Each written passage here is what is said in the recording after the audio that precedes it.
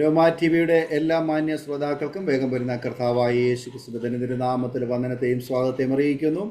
അനുഗ്രഹീതവും മനോഹരമായ നല്ല നിമിഷങ്ങൾക്കായി, നല്ല ദിവസത്തിനായി ഞാൻ കർത്താവിന് സ്തോത്രം ചെയ്യുന്നു. രോമാ ടി വിയുടെ പ്രേക്ഷകരോടൊപ്പം ദൈവം നടത്തിയ അത്ഭുതകരമായ വഴികളെക്കുറിച്ച് പങ്കുവെക്കേണ്ടതിന് ഇന്ന് നമ്മൾ ക്ഷണം സ്വീകരിച്ച് ജോയിൻ ചെയ്തിരിക്കുന്നത് പ്രിയ സിസ്റ്റർ അഭിജ ഷിൻഡോയാണ്. തൻ്റെ ജീവിതാനുഭവങ്ങൾ നമുക്ക് എവർക്കും അനുഗ്രഹമായി തീരേണ്ടതിന് ശ്രദ്ധയോടെ പ്രാർത്ഥനയോടെ സ്കിപ്പ് ചെയ്യാതെ അവസാനം വരെ ഈ വീഡിയോ കാണുകയും കേൾക്കുകയും ചെയ്യാം. പ്രിയ സഹോദരി സമീപകാലത്ത് തൻ്റെ ജീവിതത്തിൽ അനുഭവിച്ചതായ അത്ഭുതകരമായ ദൈവീയ ഇടപെടലുകളെക്കുറിച്ച് പ്രേക്ഷകരോടൊപ്പം പങ്കുവയ്ക്കുന്നു. ആകയാൽ കേൾവിക്കാർക്ക് ഇതൊരു വലിയ അനുഗ്രഹമായി തീരും. നാം എല്ലാവരും പ്രാർത്ഥനയോടെ ആയിരിക്കുമ്പോൾ പ്രിയ അഭിജയെ തികഞ്ഞ സ്നേഹത്തോടും ആദരവോടും കൂടി അരോമാ ടിവിയുടെ പ്രേക്ഷകരോടൊപ്പം സമയം ചെലവഴിക്കുന്നതിനായിട്ട് ഞങ്ങൾ സ്വാഗതം ചെയ്തു. ദൈവത്തിന്റെ അതിപരിശുദ്ധമായുള്ള നാമം വാഴ്ത്തപ്പെടുമാറാകട്ടെ. ആരോമ ടി വി വരുവാനും പ്രിയ ദൈവദാസനോടും ദൈവമക്കളോടും ഒരുമിച്ച് ദൈവം എൻ്റെ ജീവിതത്തിൽ ചെയ്ത അത്ഭുത സാക്ഷ്യങ്ങളെ പറയുവാനും എൻ്റെ ദൈവം എനിക്കും ഒരവസരത്തെ ഒരുക്കി തന്ന ദൈവത്തിനായിട്ട് 1000 നന്ദി സ്തോത്രയാങ്ങളെ ഈ സമയത്ത് കർത്താവിന് അർപ്പിക്കുന്നു. പ്രത്യേക എന്നെ ഈ ടി വിയിലേക്ക് ക്ഷണിച്ച പ്രിയ ദൈവദാസനോടുള്ള ക്രിസ്തീയ സ്നേഹവന്ദനത്തെ ഈ സമയത്ത് ഓർപ്പിക്കുന്നു. പ്രത്യേക എൻ്റെ പേര് അഭിജ എന്നാണ്. എൻ്റെ വീട് തൊടുപുഴയിലാണ്. എൻ്റെ ഭർത്താവിൻ്റെ പേര് ഷിൻഡോ എന്നാണ്. പിന്നെ എനിക്ക് 2 കുട്ടികളാണ് ഉള്ളത്. മൂത്ത കുഞ്ഞിന് 3.25 വയസ്സും ഇളയ കുഞ്ഞിന് 1.5 മാസേ ആയിട്ടുള്ളൂ. പിന്നെ എൻ്റെ ഭവനത്തിൽ ഇപ്പോൾ അമ്മയുണ്ട്, അനിയനും എനിക്ക് ഞങ്ങൾ 2 മക്കളാണ്. അനിയനും അനിയൻ്റെ ഭാര്യയും ഒരു കുഞ്ഞും ഉണ്ട്. ഞങ്ങള് ക്രിസ്തീയ ജീവിതത്തിൽ സന്തോഷകരമായി പോകുന്നു. ഭർത്താവിന്റെ വീട്ടുകാരും വിശ്വാസികളാണ്. ഇപ്പോ അമ്മയുടെ സ്വന്തം ദേശമായ തൊടുപുഴയിലാണ് ഞങ്ങൾ താമസിക്കുന്നത്. ഇവിടെ ഒരു ചെറിയ ഒരു വാടക വീടെടുത്താണ് ഞങ്ങൾ താമസിക്കുന്നത്. എൻ്റെ ജീവിതത്തിൽ ദൈവം ചെയ്ത അത്ഭുത സാക്ഷ്യങ്ങൾ എത്ര പറഞ്ഞാലും ഇന്ന് മുഴുവൻ പറഞ്ഞാൽ പോലും തീരുകയില്ല. അതേപോലെ ദൈവം എൻ്റെ ജീവിതത്തിൽ ചെയ്ത അത്ഭുത നന്മകൾ ഒരുപാട് എൻ്റെ ജീവിതത്തിലുണ്ട്. കുഞ്ഞുനാൾ മുതൽ ഒരുപാട് കഷ്ടപ്പാടുകളിലൂടെയും ബുദ്ധിമുട്ടുകളിലൂടെയാണ് ഞാൻ വളർന്നു വന്നത്. എൻ്റെ അച്ഛൻ എനിക്കില്ല. എൻ്റെ അച്ഛൻ മരിച്ചു പോയതാണ്. അച്ഛൻ വിശ്വാസി അല്ലായിരുന്നു. കുഞ്ഞുനാള് തൊട്ട് അച്ഛൻ വിശ്വാസി അല്ലാത്തതും കൊണ്ട് ഭവനത്തിലൊക്കെ വഴക്കും ബഹളവും ഒക്കെ കേട്ടാണ് സത്യം പറഞ്ഞ ഞങ്ങൾ 2 പേരും വളർന്നു വന്നത്. പിന്നെ ആണെങ്കിൽ അച്ഛനാണെങ്കിൽ പെന്തക്കോസ്തുകാരോടൊക്കെ വിരോധമുള്ള ആളായിരുന്നു അച്ഛൻ. അമ്മയായിരുന്നു ആദ്യം വിശ്വാസത്തിൽ വന്നത്. എനിക്ക് 3 മാസം ഉള്ളപ്പോഴാണ് അമ്മ വിശ്വാസത്തിലേക്ക് വന്നത്. വന്നു കഴിഞ്ഞ് ഒരുപാട് ബുദ്ധിമുട്ടുകള് പ്രയാസങ്ങളൊക്കെ അമ്മയെ അനുഭവപ്പെട്ടു. ഒരു പാട്ടിലൂടെ ആണ് അമ്മ വിശ്വാസത്തിൽ വന്നത്. ഒരുപാട് അങ്ങനെ അച്ഛനാണെങ്കിൽ ചർച്ചുകളിൽ ചെന്ന് ചർച്ചിലെ ആൾക്കാരെ പാസ്റ്റർമാരെയും ദൈവമക്കളെ എല്ലാം ഉപദ്രവിക്കുകയും മുളക് പൊടിയൊക്കെ വരെ തൂകിയിട്ടുണ്ട്. എന്നാലും എൻ്റെ അമ്മ അച്ഛൻ കാണാതെ ഞങ്ങളെ 2 പേരെയും ചർച്ചിൽ കൊണ്ടുപോകുമായിരുന്നു. ചർച്ചിൽ കൊണ്ടുപോയി ഞങ്ങളെ പ്രാർത്ഥിക്കുവാൻ വേണ്ടി അമ്മ കൊണ്ടുപോകും. അങ്ങനെ ചെറുപ്പം മുതൽ തന്നെ വിശ്വാസ ജീവിതത്തിൽ ഞാൻ വളർന്നു വന്നതാണ്. അങ്ങനെ ഇരിക്കുമ്പോഴാണ് എനിക്ക് 9 വയസ്സ് പ്രായം ആയപ്പോൾ എനിക്ക് ഫിക്സ് എന്നൊരു അസുഖം ഉണ്ടാകുന്ന അപസ്മാര രോഗം ഉണ്ടാകുന്നത്. അത് സ്റ്റാർട്ടിങ് എങ്ങനെയായിരുന്നു വെച്ചാല് കൈയൊക്കെ ഇങ്ങനെ കോച്ചി പോവായിരുന്നു. കൈ കോച്ചി പോവും, ചുണ്ട് ഇങ്ങനെ കൂടിപ്പോവും, നാവ് കുഴഞ്ഞു പോവും. അങ്ങനെയൊക്കെയായിരുന്നു അതിന്റെ സ്റ്റാർട്ടിങ്. അപ്പോ സ്റ്റാർട്ടിങ് തുടങ്ങിയപ്പോഴൊന്നും ഞങ്ങൾക്ക് അറിയത്തില്ലായിരുന്നു എന്താ ഇതിന്റെ ഇങ്ങനെ അപസ്മാര രോഗം ഉണ്ടാവാനുള്ള സ്റ്റാർട്ടിങ് ആണ് എന്നറിയത്തില്ലായിരുന്നു. അങ്ങനെ ഡോക്ടർമാരെയൊക്കെ കാണുമ്പോൾ അവർ ട്രിപ്പൊക്കെ കുത്തിയിടും. അങ്ങനെ ഒരു ദിവസമാണ് എനിക്കിങ്ങനെ ഫിക്സ് വന്ന് വീണത്. വീണ് കഴിഞ്ഞ് പിന്നെ എല്ലാ ദിവസവും അങ്ങോട്ട് വീഴുവാൻ തുടങ്ങി. ഫിക്സ് വന്ന എല്ലാ ദിവസവും അങ്ങനെ വീഴാൻ തുടങ്ങി കഴിഞ്ഞപ്പോൾ തന്നെ ഡോക്ടർമാരെ കൊണ്ടുപോയി കാണിച്ചിട്ടൊന്നും ഓരോ ഡോക്ടർമാര് ഓരോരോ മരുന്നുകളായിരുന്നു കുറിച്ച് തന്നുകൊണ്ടിരുന്നത്. അവർക്കുടെ മനസ്സിൽ തോന്നുന്ന മരുന്നുകളെല്ലാം അവരെനിക്ക് കുറിച്ച് തരും. അങ്ങനെ മരുന്നുകൾ കുഞ്ഞുനാള് തൊട്ട് ഒരുപാട് മരുന്നുകൾ, ഒരു ദിവസം തന്നെ 10, 17, 18 മരുന്നുകളായിരുന്നു ഞാൻ കഴിച്ചുകൊണ്ടിരുന്നത്. അങ്ങനെ ഒരുപാട് വിഷമങ്ങളിലൂടെ ഫിക്സ് വരുമ്പോ കടന്നു പോയിക്കൊണ്ടിരുന്നത്. ഭയങ്കര ഭാരമായിരുന്നു അപ്പൊക്കെ. അങ്ങനെ എൻ്റെ വിദ്യാഭ്യാസം പോലും സത്യം പറഞ്ഞ മുടങ്ങിപ്പോയി. ഞാൻ 10 വരെയാണ് പഠിക്കാൻ പോയിട്ടുള്ളത്. അപ്പോ ഈ ക്ലാസ് റൂമിൽ ഇരിക്കുമ്പോഴാണ് എനിക്ക് കൂടുതൽ ഇങ്ങനെ അസുഖം ഉണ്ടാകുന്നത്. ക്ലാസ് റൂമിൽ ഇരിക്കുമ്പോൾ കൈയൊക്കെ ഇങ്ങനെ പോച്ചിപ്പോവും. നമുക്ക് പേനയൊന്നും പിടിക്കാൻ കഴിയത്തില്ല. ചുണ്ടൊക്കെ കൂടിപ്പോയി കഴിയുമ്പോൾ നമുക്ക് സംസാരിക്കാൻ കഴിയില്ല. നാവൊക്കെ കൊഴിഞ്ഞു പോകും. അപ്പോ ഒരുപാട് എന്നാ ക്ലാസ് റൂമിൽ ഒന്ന് എഴുതാൻ പോലും എനിക്ക് പറ്റില്ലായിരുന്നു. അതേപോലെ വിഷമായിരുന്നു ശരീരത്ത്. അങ്ങനെ വരുമ്പോ തന്നെ എനിക്ക് ഫിക്സ് ഉണ്ടാവും. അങ്ങനെ ക്ലാസ് റൂമില് മലവും മൂത്രവും മലവും മൂത്രവും ഒക്കെ എൻ്റെ ശരീരത്തിൽ നിന്ന് അങ്ങനെ ക്ലാസ് റൂമിൽ വെച്ച് തന്നെ പോയിട്ടുള്ളത് കൊണ്ട് കൂട്ടുകാരൊന്നും എന്നോട് മിണ്ടില്ലായിരുന്നു. ആരും എനിക്ക് കൂട്ടൊന്നും ഇല്ലായിരുന്നു. ഞാൻ ഒറ്റയ്ക്ക്, എന്നെ ടീച്ചേഴ്സ് തന്നെ ഒറ്റയ്ക്ക് പുറകിൽ ഒരു ബെഞ്ചേ കൊണ്ടിരുത്തും സ്കൂളിൽ ചെല്ലുമ്പോൾ. പിന്നെ ഉച്ചയാകുമ്പത്തേക്കും മാതാപിതാക്കളെ വിളിച്ചിട്ട് പറയും, മാതാപിതാക്കളെ വിളിച്ചിട്ട് പറയും കൊച്ചിന് അസുഖം ഉണ്ടായി, അത് കാരണം കൊച്ചിനെയും കൊണ്ട് പൊക്കോ, ഹോസ്പിറ്റലിൽ പോകണമെന്ന് പറയും. അങ്ങനെ എല്ലാ ദിവസവും എനിക്കിങ്ങനെ അസുഖം ഉണ്ടാവുന്നതുകൊണ്ട് ഞാൻ സ്കൂളിലെ പോക്ക് തന്നെ മെയിനായിട്ട് നിർത്തിപ്പോയായിരുന്നു. പിന്നെ കൂട്ടുകാര് ഒന്നും മിണ്ടുവൊന്നും ഇല്ലായിരുന്നു. എപ്പോഴും ഭയങ്കര ഒരു സൈലന്റ് മൂഡായിരുന്നു. സത്യം പറഞ്ഞാൽ മനുഷ്യരോട് പോലും, മറ്റുള്ള വലിയ ആൾക്കാരോടൊന്നും മിണ്ടണത് എനിക്ക് ഇഷ്ടമല്ലായിരുന്നു. എനിക്ക് ഭയങ്കര പേടിയായിരുന്നു വലിയ ആൾക്കാരോടൊക്കെ മിണ്ടണതൊക്കെ. അപ്പൊ പെരയ്ക്കകത്ത് ഒരു ഇരുട്ട് റൂമില് അടച്ചിരിക്കും. പുറത്തേക്ക് ഇറങ്ങുകയില്ല. കൂട്ടുകാരാണെങ്കിൽ മിണ്ടുകയുമില്ല. അങ്ങനെയൊക്കെ ഒരു സിറ്റുവേഷനാണ് കുഞ്ഞുനാള് തൊട്ട് വളർന്നത്. എൻ്റെ ദേശം പെരുമ്പാവൂരാണ്. അവിടെയാണ് ഞാൻ വളർന്നത്. അങ്ങനെ അങ്ങനെ ഒരുപാട് ഈ രോഗം മൂലം ഞാൻ ഒരുപാട് ഭാരപ്പെട്ടു. അങ്ങനെ ഇരിക്കുമ്പോഴാണ് അമ്മ ഒരുപാട് ഡോക്ടർമാരുടെ അടുത്ത് കൊണ്ടുപോയെങ്കിലും എനിക്ക് സൗഖ്യമൊന്നും ഉണ്ടായില്ല. ഒരു ഡോക്ടറിനും എനിക്ക് എന്താ ഇങ്ങനെ അസുഖം എന്ന് കണ്ടുപിടിക്കുവാൻ കഴിഞ്ഞിരുന്നില്ല. അങ്ങനെ ഇരിക്കുമ്പോൾ ഒരാള് പറഞ്ഞു കോട്ടയം മെഡിക്കൽ കോളേജിലേക്ക് എന്നെ കൊണ്ടുപോയിക്കൊള്ളാൻ പറഞ്ഞു. അവിടെ കൊണ്ടുപോയാല് എന്താണ് ഈ കുട്ടിക്ക് എന്ന് അറിയാന്ന് പറഞ്ഞു. അപ്പൊ അവിടെ ചെന്നപ്പോഴാണ് ഡോക്ടർ പറഞ്ഞത് എനിക്ക് കാൽസ്യം ബ്ലോക്ക് ആയി പോകുന്ന ഒരു അസുഖമുണ്ട്. കാൽസ്യം ശരീരത്തേക്കൂടെ നല്ലപോലെ പാസിങ് ആവില്ല. അത് കാരണം കാൽസ്യം ബ്ലോക്ക് ആയി പോകുന്നത് കൊണ്ടാണ് ഈ ഫിക്സ് ഉണ്ടാവണെന്ന് പറഞ്ഞു. അതിൻ്റെ ഇടയ്ക്ക് വേറൊരു ഡോക്ടറെ ന്യൂറോളജിസ്റ്റിനെ ചെന്ന് കണ്ടപ്പോൾ ഡോക്ടർ പറഞ്ഞു, ഇങ്ങനെ ഞാൻ എപ്പോഴും ഇങ്ങനെ വിഷാദമായിട്ടിരിക്കും, എപ്പോഴും കരയും, ആരോടും മിണ്ടുകയൊന്നും ഇല്ലാത്തപ്പോൾ ഈ ഡോക്ടറിനോട് മരുന്നിന് വേണ്ടി ചെന്നപ്പോൾ ഡോക്ടർ പറഞ്ഞു എനിക്ക് മാനസിക രോഗമാണ്, അത് കാരണം മാനസിക രോഗത്തിന്റെ മരുന്നുകൾ കഴിച്ചാൽ മതി എന്ന് പറഞ്ഞു. അങ്ങനെ ഒരുപാട് നാൾ, ഒരു 3-4-5 വർഷം ഞാൻ അങ്ങനെ മാനസിക രോഗത്തിന് മരുന്ന് കഴിച്ചു. എന്നിട്ട് കോട്ടയം മെഡിക്കൽ കോളേജിൽ ചെന്നപ്പോൾ അവിടുത്തെ ന്യൂറോനെ കണ്ടപ്പോഴാണ് ന്യൂറോയാണ് പറഞ്ഞത് എനിക്ക് കുഴപ്പമൊന്നുമില്ല, ഇങ്ങനെ കാൽസ്യം ബ്ലോക്ക് ആവുന്ന ഒരസുഖമേ ഉള്ളൂ, വേറെ ഒരു കുഴപ്പവും ഇല്ല എന്ന് എന്നോട് ന്യൂറോയാണ് പറഞ്ഞത്. അങ്ങനെ ഇരിക്കുമ്പോൾ ചർച്ചുകളിലൊക്കെ എന്നെ അമ്മ കൊണ്ടുപോകാറുണ്ട്. കൊണ്ടുപോകുമ്പോൾ ഒക്കെ ഈ നാവ് ഇങ്ങനെ കുഴയുന്നത് കൊണ്ട് നമുക്ക് പാട്ട് പാടാനൊന്നും പറ്റത്തില്ല, സംസാരിക്കാൻ പറ്റത്തില്ല. എല്ലാവരും സാക്ഷ്യം പറയാൻ എണീറ്റ് നിൽക്കുമ്പോൾ, എല്ലാവരും സാക്ഷ്യം പറയാൻ പാട്ട് പാടുമ്പോൾ ഒക്കെ സത്യം പറഞ്ഞാൽ എനിക്ക് വിഷമാണ്. എനിക്ക് സങ്കട. കാരണം എൻ്റെ ദൈവത്തോട് ഞാൻ കരഞ്ഞുകൊണ്ട് പറയും, കർത്താവേ എനിക്ക് എന്തെങ്കിലും എനിക്ക് ഒരു അവസരം എനിക്ക് കിട്ടുമോ കർത്താവേ, എനിക്ക് അങ്ങയുടെ നാമത്തെ പാടുവാൻ, അങ്ങയുടെ നാമത്തെ എനിക്കൊന്ന് പ്രസംഗിക്കുവാൻ കർത്താവേ, എനിക്ക് എന്തെങ്കിലും എനിക്കൊരു അവസരം കിട്ടുമോ കർത്താവേ. ഞാൻ ഇങ്ങനെ കരഞ്ഞ് ഞാൻ എപ്പോഴും പ്രാർത്ഥിക്കുമായിരുന്നു. അങ്ങനത്തെ ഒരു സിറ്റുവേഷനിലായിരുന്നു കുഞ്ഞിലേ തൊട്ട് ഞാൻ വളർന്നത്. അങ്ങനെ ഒരുപാട് ദുഃഖങ്ങളിലൂടെ ഞാൻ വളർന്നു വന്നത്. അങ്ങനെ ഇരിക്കുമ്പോൾ ഒരു ദിവസം എൻ്റെ അമ്മ എന്നെ ബീഹാറിലേക്ക് കൊണ്ടുപോകാന്ന് പറഞ്ഞു. ബീഹാറിൽ അമ്മയ്ക്കൊരു ജോലി കിട്ടി, ടീച്ചർ ആവാൻ വേണ്ടി ഒരു ജോലി കിട്ടി. ബീഹാറിൽ ചെന്ന് കഴിഞ്ഞപ്പോൾ എന്നെയും കൊണ്ട് പോകുന്നത് എന്നാന്ന് വെച്ചാൽ എന്നെ ഒരു ഹോസ്റ്റലിൽ നിർത്തത്തില്ല, ഇങ്ങനെ അസുഖം ഉള്ളത് കൊണ്ട്. അവിടെ ഹോസ്റ്റലിലെ പിള്ളേർക്കും പേടിയാന്ന് പറയും.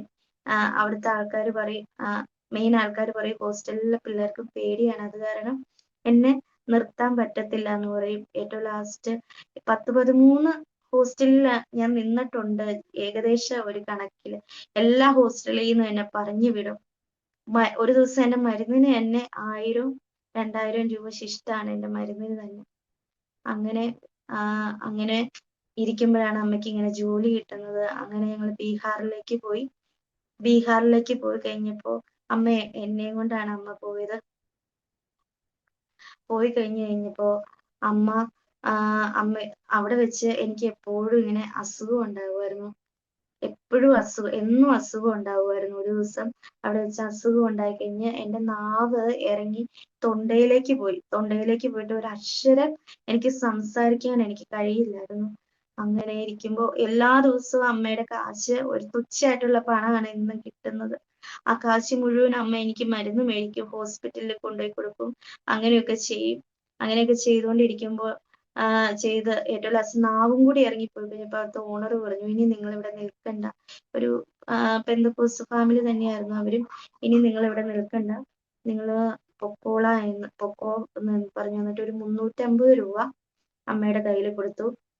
ബീഹാറിലേക്ക് ഇന്ന് പൊക്കോളാൻ പറഞ്ഞ്. അങ്ങനെ അമ്മയും ഞാനും കൂടി ബീഹാറിന് ട്രെയിൻ കയറിയപ്പോ അമ്മ എന്നോട് പറഞ്ഞു, നമുക്ക് മരിക്കാം അക്കു എന്ന് പറഞ്ഞു. എന്നെ വീട്ടിൽ വിളിക്കുന്ന പേര് അക്കു എന്നാണ്. മരിക്കാം അക്കു, നിന്നെയും കൊണ്ട് ഇനി ഞാൻ നാട്ടിലേക്ക് പോയി കഴിഞ്ഞാൽ നമുക്ക് അവിടെ കയറി കിടക്കാൻ ഇടമൊന്നുമില്ല. അതിൻ്റെ ഇടയ്ക്ക് എൻ്റെ അച്ഛൻ അമ്മേനെ ചെറുപ്പത്തിൽ ഞങ്ങൾക്കൊരു 11-12 വയസ്സൊക്കെ ഉള്ളപ്പോൾ തന്നെയാണെങ്കിൽ അച്ഛൻ അമ്മേനെ ഡൈവോഴ്സ് ചെയ്തായിരുന്നു.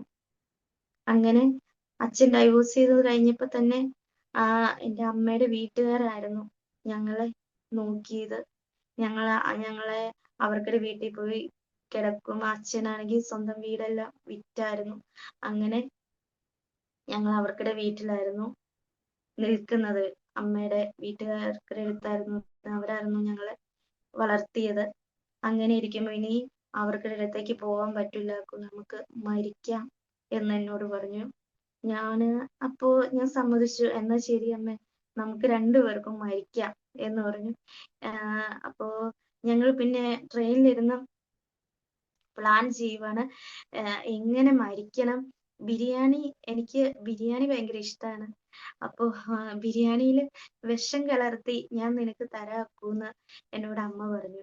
അപ്പോ ഞാൻ പറഞ്ഞു, എന്നാ ശരി അമ്മ, എന്നാ എനിക്ക് ബിരിയാണിയിൽ വിഷം കലർത്തി തന്നാൽ മതി, ഞാൻ ബിരിയാണി കഴിച്ചോളാം, അപ്പൊ ഞാനും മരിക്കൂല, അമ്മയെ അങ്ങനെ തന്നെ ചെയ്യാന്ന് പറഞ്ഞു. അങ്ങനെ ഞങ്ങളുടെ കയ്യിലുള്ള തുച്ഛമായിട്ട് കാശും കൊണ്ട് ഞങ്ങൾ പോയി അവിടെ ബീഹാറിൽ അവിടെ സ്റ്റേഷനിൽ ഇറങ്ങിയത് വെളുപ്പിന് 5 മണിക്കാണ് ഇറങ്ങിയത്. ബീഹാറിൽ നിന്ന് പുറപ്പെട്ട് കേരളത്തിൽ എത്തിയത് വെളുപ്പിന് 5 മണിക്കായിരുന്നു. അവിടെ നിന്ന് ഇറങ്ങിക്കഴിഞ്ഞ് അമ്മ ബിരിയാണി എല്ലാം മേടിച്ചുകൊണ്ട് വന്നിട്ട് വിഷമൊക്കെ ഒഴിച്ചിട്ട് പറഞ്ഞു, അപ്പു കഴിക്ക്, നമുക്ക് നേരം വെളുക്കുമ്പോഴത്തേക്കും നമുക്ക് എവിടെയെങ്കിലും മരിച്ചു കിടക്കാന്ന് പറഞ്ഞപ്പോ ഞാൻ പറഞ്ഞു, വേണ്ട അമ്മ. പെട്ടെന്ന് തന്നെ എന്റെ മനസ്സിൽ തോന്നി, വേണ്ട അമ്മ, എന്നാ അമ്മ മരിച്ചോ, ഞാൻ മരിക്കുന്നില്ല, എനിക്കിപ്പോ മരിക്കാൻ തോന്നുന്നില്ല അമ്മ എന്ന് പറഞ്ഞു. അപ്പൊ എന്നോട് അമ്മ പറഞ്ഞു, മരിച്ചില്ലെങ്കിൽ നീ എങ്ങോട്ട് പോവും, നിന്നെയും കൊണ്ട് എനിക്ക് ഇനി പോവാൻ വേറെ വഴിയില്ല, എനിക്ക് വേറെ മാർഗവുമില്ല നിന്നെയും കൊണ്ട് ഇനി പോവാൻ, എനിക്ക് മരുന്ന് മേടിച്ചു തരാനൊന്നും എനിക്ക് പറ്റില്ല, എൻ്റെ കയ്യിൽ കാശില്ല, അനിയൻ എങ്ങനെയെങ്കിലും, അവൻ ഹോസ്റ്റലിൽ നിൽക്കുവാണ്, അവൻ എങ്ങനെയെങ്കിലും വളർന്നോളും, അവന് രോഗങ്ങളില്ല, നിനക്കല്ലേ രോഗങ്ങളുള്ളതെന്ന് പറഞ്ഞു. അപ്പൊ ഞാൻ അമ്മയോട് പറഞ്ഞു, അമ്മേ ഞാന് മരിക്കുന്നില്ല എന്ന് പറഞ്ഞപ്പോ അമ്മ എന്നോട് ദേഷ്യപ്പെട്ടു വന്നിട്ട് അത് കളഞ്ഞു, വിഷം കളഞ്ഞ് ഞങ്ങളിങ്ങനെ വിഷമിച്ച് അങ്ങനെ ഇരിക്കുമ്പോ ചർച്ചിൽ നിന്നും ഒരു ദേവദാസൻ ഞങ്ങളെ വിളിച്ചു. ചർച്ചിൽ നിന്ന് ദേവദാസൻ വിളിച്ചിട്ട്, ആന്റി എവിടെയാ ആന്റി, ഞങ്ങൾക്ക് ഭവനത്തിലേക്ക് ചർച്ചിലെ ദേവദാസന്റെ വീട്ടിലേക്ക് വരാൻ പറഞ്ഞു. അങ്ങനെ ഞങ്ങൾ ചർച്ചിലേക്ക് ചെന്ന് കഴിഞ്ഞപ്പോ ദേവദാസൻ പറഞ്ഞു, ആന്റി എന്നാ ഇവിടെ നിന്നു ആന്റി, കൊച്ചുമായിട്ട് ഇവിടെ നിന്ന് വന്നിട്ട് ആന്റി വീട്ടുപണിക്ക് പോകുവാണെങ്കിൽ പൊക്കോന്ന് പറഞ്ഞു. അങ്ങനെ ചർച്ചിൽ കുറെ നാള് നിൽക്കുമായിരുന്നു. ചർച്ചിൽ അങ്ങനെ നിൽക്കുമായിരുന്നു. പിന്നെ ഞങ്ങള് പിന്നെ ആ ചർച്ചിൽ നിൽക്കുമ്പോൾ അമ്മയാണെങ്കിൽ വീട്ടുപണിക്ക് പോവും, അനിയനെയും കാണാൻ ഇടയ്ക്ക് പോവും. അങ്ങനെ എപ്പോഴും അമ്മയ്ക്ക് കിട്ടുന്ന കാശ് മുഴുവൻ എനിക്ക് മരുന്ന് മേടിച്ച് കളയുമായിരുന്നു. അങ്ങനെ ഇരിക്കുമ്പോഴാണ് അവിടുത്തെ ദൈവദാസൻ ഞങ്ങൾ പറഞ്ഞു, കൊച്ചിനെ സ്നാനപ്പെടുത്താൻ ആൻറ്റി, സ്നാനപ്പെടുത്തി കഴിഞ്ഞാൽ അസുഖം മാറും, അസുഖം മാറും എന്ന് പറഞ്ഞു. അങ്ങനെ ഞാനും എൻ്റെ അനിയനും അമ്മയും കൂടി അവിടെ സ്നാനപ്പെട്ടു. സ്നാനപ്പെട്ട് കഴിഞ്ഞ് കുറച്ച് നാളുകളൊക്കെ നല്ല ശക്തമായിട്ട് ഇങ്ങനെ അസുഖം ഉണ്ടായിരുന്നു. എന്നാലും അത് അതാ കൂടിയെങ്കിലും ഒന്നും കൂടി അസുഖം കൂടിയെങ്കിലും ആ അസുഖം കുറഞ്ഞ് വന്നുകൊണ്ടിരിക്കുവായിരുന്നു. അത് എനിക്ക് അനുഭവം ഉണ്ടായിരുന്നു. കാരണം ഒരു രണ്ട് വ്യക്തികൾക്കുടെ മുമ്പിൽ എനിക്ക് ചെന്ന് സംസാരിക്കാൻ പറ്റത്തില്ല. പെട്ടെന്ന് തന്നെ എൻ്റെ മനസ്സിൽ തോന്നും, അയ്യോ, പെട്ടെന്ന് തന്നെ എന്തോ ഒരു ഭയം പോലെയാണ് മനസ്സിൽ. അയ്യോ, എനിക്ക് ഇവരോട് സംസാരിക്കാൻ പറ്റുമോ, എനിക്ക് പേടി തോന്നുന്നു എന്നൊക്കെ പറഞ്ഞ് ഞാനാണെങ്കിൽ എന്നിട്ട് അവരോട് സംസാരിക്കാൻ പോലും എനിക്ക് ബുദ്ധിമുട്ടായിരുന്നു. പിന്നെ സ്നാനപ്പെട്ട് കഴിഞ്ഞപ്പോൾ ഓരോ വ്യക്തികളോട് പിന്നെ ഞാൻ സംസാരിക്കാൻ തുടങ്ങി. എൻ്റെ ശരീരത്ത് ഓരോരോ മാറ്റങ്ങൾ എനിക്ക് കണ്ടു തുടങ്ങി. അങ്ങനെ അങ്ങനെ ദൈവം ഓരോ ദിവസവും എന്നെ പണിതുകൊണ്ടിരിക്കുവായിരുന്നു. അങ്ങനെ ദൈവം അത്ഭുതമായി എൻ്റെ ദൈവം നടത്തി. അങ്ങനെ ഒരു ദിവസം ഡോക്ടർ പറഞ്ഞു, കുറേ ഡോക്ടർമാരെ ഞങ്ങൾ കണ്ടെങ്കിലും ഡോക്ടറിന് കറക്റ്റായിട്ട് അറിയത്തില്ല എന്ത് അസുഖമാണെന്ന് അറിയത്തില്ല. അപ്പൊ ഒരു ഡോക്ടറാണ് പറഞ്ഞത്, എനിക്ക് ഹൈപ്പോ പാരാതൈറോയിഡിസം എന്ന ഒരു അസുഖം എനിക്കുള്ളതെന്ന് ഒരു ഡോക്ടർ പറഞ്ഞു. അപ്പോ എനിക്ക് വിവാഹത്തിന്റെയൊക്കെ സമയമായിരുന്നു, പ്രായമായിരുന്നു. അപ്പോ ഈ ഹൈപ്പോ പാരാതൈറോയിഡിസം എന്ന് പറഞ്ഞു കഴിഞ്ഞാൽ ഹൈപ്പോതൈറോയിഡ് ആണെന്ന് പറഞ്ഞു ഒരു ഡോക്ടർ പറഞ്ഞു. അപ്പൊ ഞാൻ കല്യാണത്തിന് എനിക്ക് ചേട്ടായിയായിട്ട് കല്യാണം ഉറപ്പിച്ചിരിക്കുവായിരുന്നു. അപ്പൊ ഞാൻ ഡോക്ടറിനോട് ചെന്ന് ഞാൻ ചോദിച്ചു, ഡോക്ടറെ എനിക്ക് ഞാൻ ചെന്ന് കാണുന്ന ഡോക്ടറാണ്, ന്യൂറോളജിസ്റ്റ് ആണ്. എന്നോട് ഭയങ്കര കൂളായിട്ടാണ് ആ ഡോക്ടർ സംസാരിക്കുന്നത്. ഡോക്ടറെ, എനിക്ക് മക്കളുണ്ടാവുമോ ഡോക്ടറെ, എനിക്കിങ്ങനെ ഞാൻ വെറുതെ തൈറോയിഡിന്റെ മരുന്നുകൾ കഴിച്ചുകൊണ്ടിരിക്കുവാണ്. സത്യം പറഞ്ഞാൽ ഇങ്ങനെ ഈ കാൽസ്യം കുറഞ്ഞു പോവാന്ന് അവര് കറക്റ്റായിട്ട് പറയുന്നില്ല. എനിക്കിങ്ങനെ കല്യാണം കഴിച്ച് കഴിഞ്ഞാൽ മക്കളുണ്ടാവുമോ ഡോക്ടറെ എന്ന് ഞാൻ ഡോക്ടറിനോട് ചോദിച്ചു. അപ്പൊ ഡോക്ടർ പറഞ്ഞു, മക്കളൊന്നും ഉണ്ടാവില്ല, നിങ്ങൾക്ക് ഏറ്റവും കൂടിയ തൈറോയിഡ് ആണ് നിങ്ങൾക്കുള്ളത്, അത് കാരണം നിങ്ങൾക്ക് മക്കളൊന്നും ഉണ്ടാവില്ല, വെറുതെ കൂട്ടുകാരായിട്ട് ഭർത്താവിന്റെ കൈ പിടിച്ചുകൊണ്ട് വെറുതെ അങ്ങോട്ടും ഇങ്ങോട്ടും നടക്കാന്ന് മാത്രമേ ഉള്ളൂ, വെറുതെ നടക്കാന്നുള്ളൂ എന്ന് പറഞ്ഞു. അത് കേട്ടപ്പോ സത്യം പറഞ്ഞാൽ എനിക്ക് വിഷമം തോന്നി. പിന്നെ ഞാനിരുന്ന് പ്രാർത്ഥിക്കുവാൻ തുടങ്ങി. എപ്പോഴും എൻ്റെ അമ്മ എന്നോട് പറയും, എന്തെങ്കിലും വിഷയങ്ങൾ വരുമ്പോൾ, എന്തെങ്കിലും പ്രതിസന്ധികളുടെ വിഷമങ്ങളൊക്കെ വന്നു കഴിയുമ്പോൾ പ്രാർത്ഥിക്കാൻ പറയും. അപ്പോഴൊക്കെ ദൈവം എന്നോട് എപ്പോഴും സംസാരിക്കുമായിരുന്നു. എനിക്ക് പ്രത്യേകിച്ച് ഈ അസുഖം ഉണ്ടാവുന്ന സമയത്താണ് പ്രത്യേകിച്ച് എന്നോട് സംസാരിക്കുന്നത്. ഈ അസുഖം ഉണ്ടായി കഴിയുമ്പോൾ, ഫിക്സ് ഉണ്ടായി കഴിയുമ്പോൾ എനിക്ക് കുറച്ച് നേരത്തേക്ക് ബോധം ഉണ്ടാവില്ല. പിന്നെ ഒന്ന് ഉറങ്ങി ഒരു 3-4-5 മണിക്കൂർ കഴിയുമ്പോഴാണ് എനിക്ക് ബോധം ഉണ്ടാവുകയുള്ളൂ. അങ്ങനെ ബോധം ഉണ്ടായി കഴിയുമ്പോൾ എൻ്റെ അമ്മേനെ പോലും എനിക്ക് തിരിച്ചറിയാൻ പറ്റില്ല.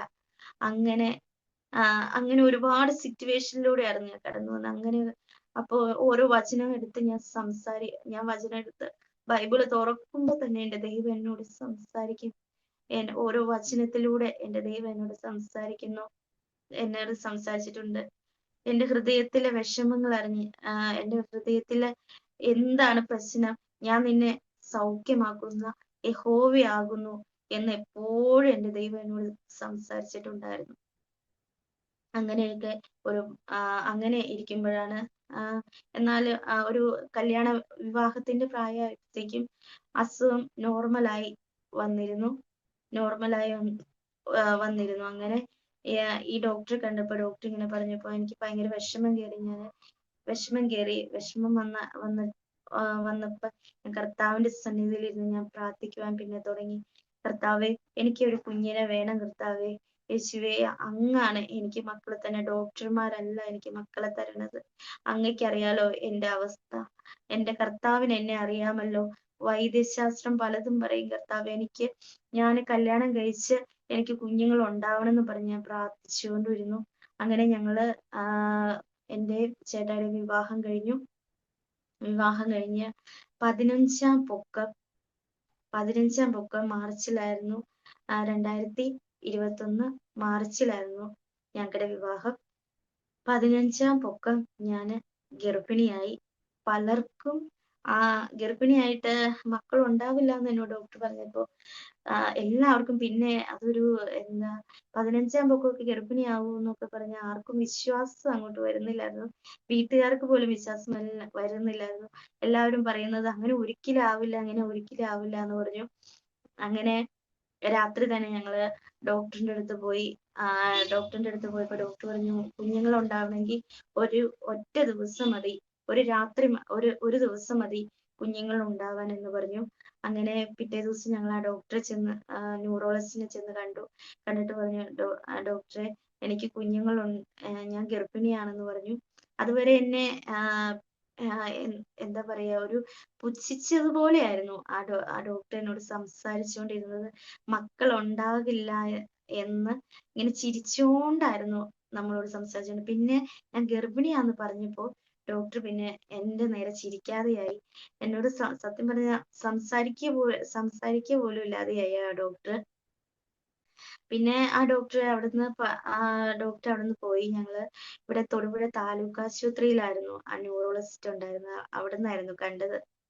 അങ്ങനെ ഇരിക്കുമ്പോ താലൂക്ക് ആശുപത്രി കണ്ടാലും കോട്ടയം മെഡിക്കൽ കോളേജിലാണ് എന്നെ എടുക്കുള്ളൂ എന്ന് പറഞ്ഞു. ഇവിടെ എനിക്ക് എന്റെ ഈ അസുഖത്തിന് പറ്റിയ സജ്ജീകരണങ്ങളൊന്നും ഇവിടെ ഇല്ല. കാൽസ്യം കുറഞ്ഞു പോകുമ്പോ ചിലപ്പോൾ ഫിക്സ് ഉണ്ടാവാൻ സാധ്യതയുണ്ട്. അത് കാരണം ഇവിടെ സജ്ജീകരണങ്ങൾ ഇല്ലാത്തത് കൊണ്ട് കോട്ടയം മെഡിക്കൽ കോളേജിലേക്ക് തന്നെ പോണെന്ന് ഇവിടുത്തെ ഡോക്ടർമാരെല്ലാം പറഞ്ഞത്.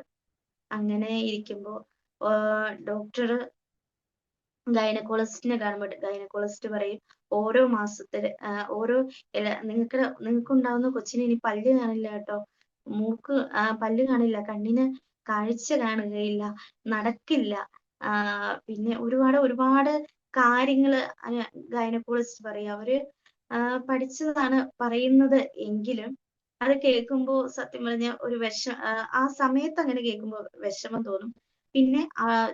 പിന്നെ ഞാന് പ്രാർത്ഥന റൂമിൽ ചെന്നിരുന്ന് ആ വിഷയം വെച്ചങ്ങോട്ട് പിന്നെ പ്രാർത്ഥിക്കും. കർത്താവേ, എനിക്കുണ്ടാവുന്ന കുഞ്ഞിന് കണ്ണ് വേണം, എന്റെ കുഞ്ഞിന് മൂക്ക് വേണം, എന്റെ കുഞ്ഞിന് ഒരു വൈകല്യങ്ങളോ ഒരു കുഴപ്പമോ ഉണ്ടാവരുത് കർത്താവേ. ആരോഗ്യമുള്ള ഒരു കുഞ്ഞിനെ എന്റെ ദൈവം എനിക്ക് തന്നതിനായിട്ട് കർത്താവിനെ ഞാൻ സ്തുതിക്കുന്നു എന്നും പറഞ്ഞ് ഇടവിടാതെ ഞാൻ കർത്താവിനെ എപ്പോഴും പ്രാർത്ഥിച്ചുകൊണ്ടേയിരുന്നു. ഒരുപാട് വിഷമങ്ങളും പ്രയാസത്തിലൂടെയായിരുന്നു ആ സമയത്ത് ഞാൻ കടന്നുപോയിക്കൊണ്ടിരുന്നത്. അപ്പൊ ഓരോ സ്കാനിങ് എടുക്കുമ്പോഴും ഡോക്ടർമാര് പറയും, ഈ സ്കാനിങ്ങിൽ ചിലപ്പോൾ പ്രശ്നം കാണും കേട്ടോ, ഒന്നും വിചാരിക്കരുത്, നിങ്ങൾക്കുടെ അസുഖത്തിന്റെ ആണ് ഇങ്ങനെ വരുന്നത്, ഒന്ന് വിചാരിക്കുന്നു പറയും. അപ്പൊ ഞാൻ ആ ഓരോ മാസത്തെ സ്കാനിങ്ങിനും വേണ്ടി ഇങ്ങനെ പ്രാർത്ഥിക്കും. അപ്പോ എല്ലാ സ്കാനിങ് നോക്കുമ്പോഴും ഒരു കുഴപ്പമില്ല, കൊച്ചിന് ഒരു കുഴപ്പമില്ല എന്ന് ഡോക്ടർമാര് പറഞ്ഞു. അങ്ങനെ ഇരിക്കുമ്പോഴാണ് അങ്ങനെ ഒരുപാട് അങ്ങനെ പ്രസവത്തിന്റെ സമയം എത്തിക്കഴിഞ്ഞപ്പോ കോട്ടയം മെഡിക്കൽ കോളേജിലേക്ക് ഞങ്ങളോട് പൊക്കോളാൻ പറഞ്ഞു. അവിടെ ചെന്ന് ആ സമയമൊക്കെ കൊറോണയുടെ സമയമാണ്. ഞങ്ങള് വാർഡിലെല്ലാം കിടന്നപ്പോ എനിക്ക് മാത്രം കൊറോണയുടെ ടെസ്റ്റ് ചെയ്തപ്പോ കൊറോണ ഉണ്ടെന്ന് ഡോക്ടർ പറഞ്ഞു. അപ്പോ കൊറോണയുടെ വാർഡിലേക്ക് എന്നെ മാറ്റണം എന്ന് പറഞ്ഞു. ഞങ്ങളാണെങ്കിൽ ഇങ്ങനെ പേടിച്ചിരിക്കുവാണ്, ഇനി കൊറോണ ഉണ്ടോ എന്ന് പറഞ്ഞ് ഇങ്ങനെ പേടിച്ചിരിക്കുമ്പോ എൻ്റെ അമ്മയുടെ ചേച്ചി പറഞ്ഞു, നമുക്കിരുന്ന് പ്രാർത്ഥിക്കാം എന്ന് പറഞ്ഞു. പ്രാർത്ഥിച്ചുകൊണ്ടിരുന്നപ്പോ കൊറോണയുടെ വാർഡിലേക്ക് എന്നെ കൊണ്ടുപോയി കഴിഞ്ഞപ്പോ അവിടുത്തെ ഡോക്ടറിന് തോന്നി എന്നെ ഒന്നും കൂടി ഒന്ന് ബ്ലഡ് ടെസ്റ്റ് ചെയ്യാം എന്ന് പറഞ്ഞ് ആ ഡോക്ടർ ഒന്നും കൂടി ഒന്ന് ടെസ്റ്റ് ചെയ്ത് കഴിഞ്ഞപ്പോ ഡോക്ടർ പറഞ്ഞു, എനിക്ക് കൊറോണ ഇല്ല, ഞങ്ങൾ പ്രാർത്ഥിച്ചുകൊണ്ടിരിക്കുകയാണ്, കൊറോണയില്ല, ഒരു കുഴപ്പമില്ല എന്ന് പറഞ്ഞു. അതിന്റെ ഇടയ്ക്ക് ദൈവം വേറൊരു അത്ഭുതം ചെയ്തത് എന്തെന്നാല്, ആഹ് ആദ്യത്തെ അത്ഭുതം എന്ന് പറഞ്ഞാൽ മക്കൾ ഉണ്ടാകില്ല എന്ന് പറഞ്ഞ സ്ഥാനത്ത് ദൈവം എനിക്ക് കുഞ്ഞിനെ തന്നു. പിന്നെ ഏറ്റവും ലാസ്റ്റ് ഞങ്ങൾ ഒരാളെ സെറ്റിലാക്കിയായിരുന്നു വെച്ച് ഞങ്ങൾക്ക് കോട്ടയം മെഡിക്കൽ കോളേജിലേക്ക് പോകാൻ വേണ്ടി. എനിക്ക് കൂട്ടത്തില് അമ്മയ്ക്ക് കാലിന് സുഖമില്ലാത്തതാണ്. അപ്പൊ കൂട്ടത്തില് നിൽക്കാൻ വേണ്ടി ഒരാളെ സെറ്റിലാക്കി വെച്ചിരുന്നു. ആ ആള് കറക്റ്റ് സമയമായപ്പോ പറഞ്ഞു ഞങ്ങളോട് വരത്തില്ല, അവർക്ക് എന്തോ മീറ്റിങ്ങോ എന്തോ ഉണ്ട്, അത് കാരണം വരത്തില്ല എന്ന് പറഞ്ഞു. അങ്ങനെ ഇരിക്കുമ്പോ അമ്മയെ അവിടെ കേറ്റില്ലാന്ന് ഡോക്ടർമാര് പറഞ്ഞു. അപ്പോ അമ്മയുടെ ചേച്ചിമാരെ വിളിച്ചു. വിളിച്ചു കഴിഞ്ഞപ്പോ അമ്മയുടെ അനീത്തിയാണ്, അനീത്തിനെ വിളിച്ചപ്പോ എന്റെ ചെറിയമ്മയാണ്. ചെറിയമ്മ പറഞ്ഞു ചെറിയമ്മയ്ക്ക് ഒരു ചെറിയ ജോലിയുണ്ട്, ചെറിയൊരു വീട്ടുപണിയുണ്ട്, അവിടെ ജോലിയുണ്ട്, അത് കാരണം എൻ്റെ ഒപ്പം വന്ന് നിൽക്കാൻ പറ്റത്തില്ല, നിൽക്കാൻ പറ്റാത്ത ഒരു സാഹചര്യമാണെന്ന് പറഞ്ഞു. അപ്പോ ഞങ്ങളിങ്ങനെ ഇന്ന് പ്രാർത്ഥിച്ചുകൊണ്ടിരിക്കുകയാണ്. അപ്പോ എൻ്റെ ഡേറ്റ് സമയം എല്ലാം അടുത്തടുത്ത് വന്നുകൊണ്ടിരിക്കുകയാണ്. അപ്പൊ സിസ്റ്റർമാരും ഡോക്ടർമാരും ഒക്കെ ചോദിക്കുകയാണ്, നിങ്ങളുടെ കൂട്ടത്തിൽ ആരുമില്ലേ എന്നൊക്കെ ചോദിക്കുകയാണ്. അങ്ങനെ ഇരിക്കുമ്പോ പെട്ടെന്ന് തന്നെ എൻ്റെ അമ്മയുടെ അനീത്തിയുടെ ഹസ്ബൻഡിന്റെ മേല് ദൈവത്തിന്റെ പരിശുദ്ധാത്മാവ് പ്രവർത്തിച്ചു. ചെറിയച്ഛനോട് ദൈവാത്മാവ് പറഞ്ഞു, എൻ്റെ അമ്മ ഓപ്പറേഷൻ തിയേറ്ററിന്റെ മുമ്പിലിരുന്ന് കരയുവാണ്. എന്നെ കേറ്റിയേക്കുമായിരുന്നു. കേറ്റാനുള്ള എല്ലാ സജ്ജീകരണങ്ങളും അവര് ചെയ്തു. അപ്പോ ഓപ്പറേഷൻ തിയേറ്ററിന്റെ മുമ്പിൽ ഇരുന്ന് അമ്മ ഇങ്ങനെ ചാരി ഇരുന്ന് കരയുവാണ്, കർത്താവെ എൻ്റെ മകള് പ്രസവിക്കരുത്, പ്രസവിച്ചു കഴിഞ്ഞാൽ ആ കുഞ്ഞിനെയും കൊണ്ട് അപ്പൊ തന്നെ എടുത്ത് ഓടി ഓരോരോ ടെസ്റ്റുകൾ കുഞ്ഞിന് ചെയ്യണം, എനിക്ക് കാലില്ല, എനിക്ക് എൻ്റെ അവസ്ഥ എൻ്റെ കർത്താവിന് അറിയാമല്ലോ എന്ന് പറഞ്ഞ് അമ്മ ആ ഓപ്പറേഷൻ തിയേറ്ററിന്റെ മുമ്പിൽ ഇരുന്ന് കരയുവാൻ തുടങ്ങി. കരഞ്ഞുകൊണ്ടിരുന്നപ്പോ ചെറിയമ്മ ഓടി വരുവാണ്, ഒരു ഭാഗം പിടിച്ച് ഓടി വരുവാണ്. അപ്പോ ചെറിയമ്മയുടെ അമ്മ ചോദിച്ചത് എന്താ വന്നേ എന്ന് ചോദിച്ചു. ജോലി ഇല്ലായിരുന്നു എന്ന് ചോദിച്ചപ്പോ ഹസ്ബൻഡിന് ഇങ്ങനെ ഒരു എന്തോ മനസ്സിൽ ആരോ പറയുവാണ്, ശ്യാമലയുടെ അടുത്തേക്ക് പോവെന്ന് ദൈവാത്മാവ് ചെറിയച്ഛനോട് പ്രേരിപ്പിച്ചുകൊണ്ടിരിക്കുവാണെന്ന് പെട്ടെന്ന് തന്നെ ചെറിയമ്മ വന്നിട്ട് പറഞ്ഞു, ഞാൻ എന്നാ കൊച്ചിന്റെ ഒപ്പം നിന്നോളാന്ന് പറഞ്ഞു. അങ്ങനെ നിന്നു. ചെറിയമ്മയായിരുന്നു പിന്നെ എന്നെ നോക്കിയത്. അങ്ങനെ ഇരിക്കുമ്പോ കുഞ്ഞിനെ പ്രസവിച്ചു, ഓപ്പറേഷൻ ആയിരുന്നു. പ്രസവിച്ചു കഴിഞ്ഞപ്പോ കുഞ്ഞിന് പെട്ടെന്ന് തന്നെ മഞ്ഞപ്പുണ്ടായി കഴിഞ്ഞപ്പോ എൻ്റെ മൈൻഡ് മാറിപ്പോയി. മൈൻഡ് മാറി എന്ന് പറഞ്ഞാ അടുത്ത് നിൽക്കണ ചെറിയമ്മേനെ അടിച്ചു, ഡോക്ടർമാരെ നേഴ്സുമാരെ ഒക്കെ ചീത്ത വിളിച്ചു എന്നൊക്കെയാണ് അവർ പറയുന്നത്. എല്ലാവരെയും ചീത്ത വിളിച്ച് അതിൽ ഓടി നടന്നു എന്നൊക്കെ പറഞ്ഞു. അങ്ങനെ അപ്പോ ഡോക്ടർമാര് പറഞ്ഞു, ഇനി ഞാന് രണ്ടാമത് ഗർഭിണിയാവരുത്, രണ്ടാമത് ഗർഭിണിയായി കഴിഞ്ഞാല് ഇനി വേറെ പ്രശ്നങ്ങൾ ഉണ്ടാകും, രണ്ടാമത് ഗർഭിണിയായി കഴിഞ്ഞ് ഇനി ഇങ്ങോട്ട് കൊണ്ടുവരരുത്, അതിന് വേറെ കോംപ്ലിക്കേറ്റഡ് ആയിട്ട് എന്തെങ്കിലുമൊക്കെ പ്രശ്നങ്ങൾ ഉണ്ടാകുമെന്ന് പറഞ്ഞു. അങ്ങനെ പറഞ്ഞപ്പോ അങ്ങനെ ചെറിയമ്മയോടാണ് പറഞ്ഞത്. അപ്പോ ചെറിയമ്മ അമ്മയോടും പറഞ്ഞു. പിന്നെ ഞങ്ങൾ പിന്നെ രണ്ടാമത് വേറൊരു കൊച്ച് വേണ്ട എന്ന് വിചാരിച്ചുകൊണ്ടിരിക്കുകയായിരുന്നു. അങ്ങനെ ഇരിക്കുമ്പോഴാണ് ഈ ജൂൺ രണ്ടാമത് പിന്നെയും ഞാൻ ഗർഭിണിയായി. കൊച്ചിന് മൂത്തവൻ ഇപ്പോ 3.25 വയസ്സുണ്ട്. 3.25 വയസ്സ്. അവന് ഒരു കുഴപ്പവുമില്ല. അവന് 6-ാം മാസം തൊട്ട് അവന് പല്ല് വെക്കുവാൻ തുടങ്ങി. പിന്നെ 4-ാം മാസം തൊട്ട് അവൻ കമന്നു. 7-ാം മാസം തൊട്ട് അവൻ നടക്കുവാൻ തുടങ്ങി. അവന് ഒരു കുഴപ്പവുമില്ലാതെ അവന് ഒരു വർഷമായപ്പോഴത്തേക്കും, ഞാൻ പ്രാർത്ഥിച്ചതുപോലെ ഒരു വർഷമായപ്പോഴത്തേക്കും അവന് ഒരു കുഴപ്പവും ഇല്ല എന്ന് ഡോക്ടർമാർ ചെക്കപ്പ് ചെയ്തപ്പോ പറഞ്ഞു. അപ്പോ എനിക്ക് പിന്നെയും വിശ്വാസം എൻ്റെ ഉള്ളില് വളർന്നു വന്നുകൊണ്ടേ ഓരോ ദിവസവും വിശ്വാസം വന്നുകൊണ്ടേ ഇരുന്നു. അങ്ങനെ ഇരിക്കുമ്പോ രണ്ടാമത് ഗർഭിണി ആവരുതെന്ന വിഷയം സത്യം പറഞ്ഞ ഞാൻ അറിഞ്ഞില്ലായിരുന്നു. അങ്ങനെ ഞാൻ രണ്ടാമത് ഗർഭിണിയായി കഴിഞ്ഞപ്പോ എല്ലാവർക്കും എന്നോട് ദേഷ്യമായി. നിന്നോട് പറഞ്ഞതല്ലേ രണ്ടാമത് ഗർഭിണി ആവരുത് എന്നും പറഞ്ഞ് എല്ലാവർക്കും ദേഷ്യമായി. പിന്നെ എനിക്കും അതൊരു സങ്കടമായി. അങ്ങനെ ഇരിക്കുമ്പോഴാണ് പിന്നെ ഇനി ഗർഭിണിയായി കഴിഞ്ഞാല് നോക്കുക മെയിനായിട്ട് ആരുമില്ല. സാമ്പത്തികമാണെങ്കിലും ഇല്ല. കോട്ടയം മെഡിക്കൽ കോളേജിലേക്ക് തന്നെ പോകണം. അവിടെ പിന്നെ ആണെങ്കിൽ എടുക്കുകയില്ല എന്ന് തന്നെ പറഞ്ഞു.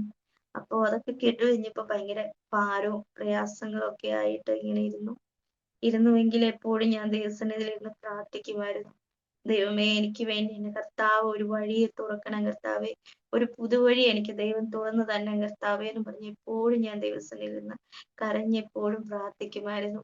അങ്ങനെ ഇരിക്കുമ്പോഴാണ് എൻ്റെ ഹസ്ബൻഡ് ഒരു ദിവസം എന്നോട് പറഞ്ഞു, ഇവിടെ അടുത്തൊരു പ്രൈവറ്റ് ഹോസ്പിറ്റലുണ്ട്. ആ ഹോസ്പിറ്റലില് ഓപ്പറേഷനാണ് എനിക്ക് പറഞ്ഞിരിക്കുന്നത്. ഓപ്പറേഷന് കാശ് 30,000 രൂപയാടി.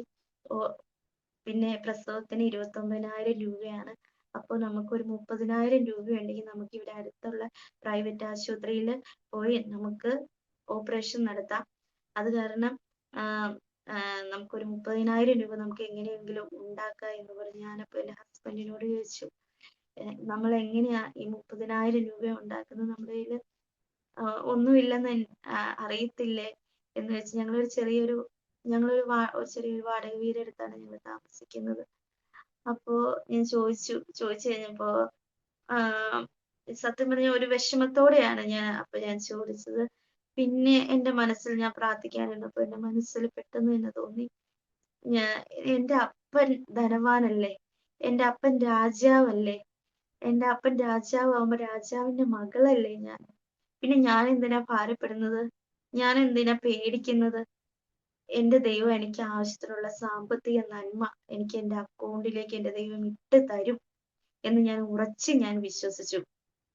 പിന്നെ ഞാൻ പിറ്റേ ദിവസം എൻ്റെ ഹസ്ബൻഡിനോട് ഞാൻ പറഞ്ഞു, ചേട്ടായി നമുക്ക് എന്തായാലും നമുക്ക് പോകാം, നമുക്ക് നാളെ തന്നെ നമുക്ക് ഹോസ്പിറ്റലിൽ പോകാം.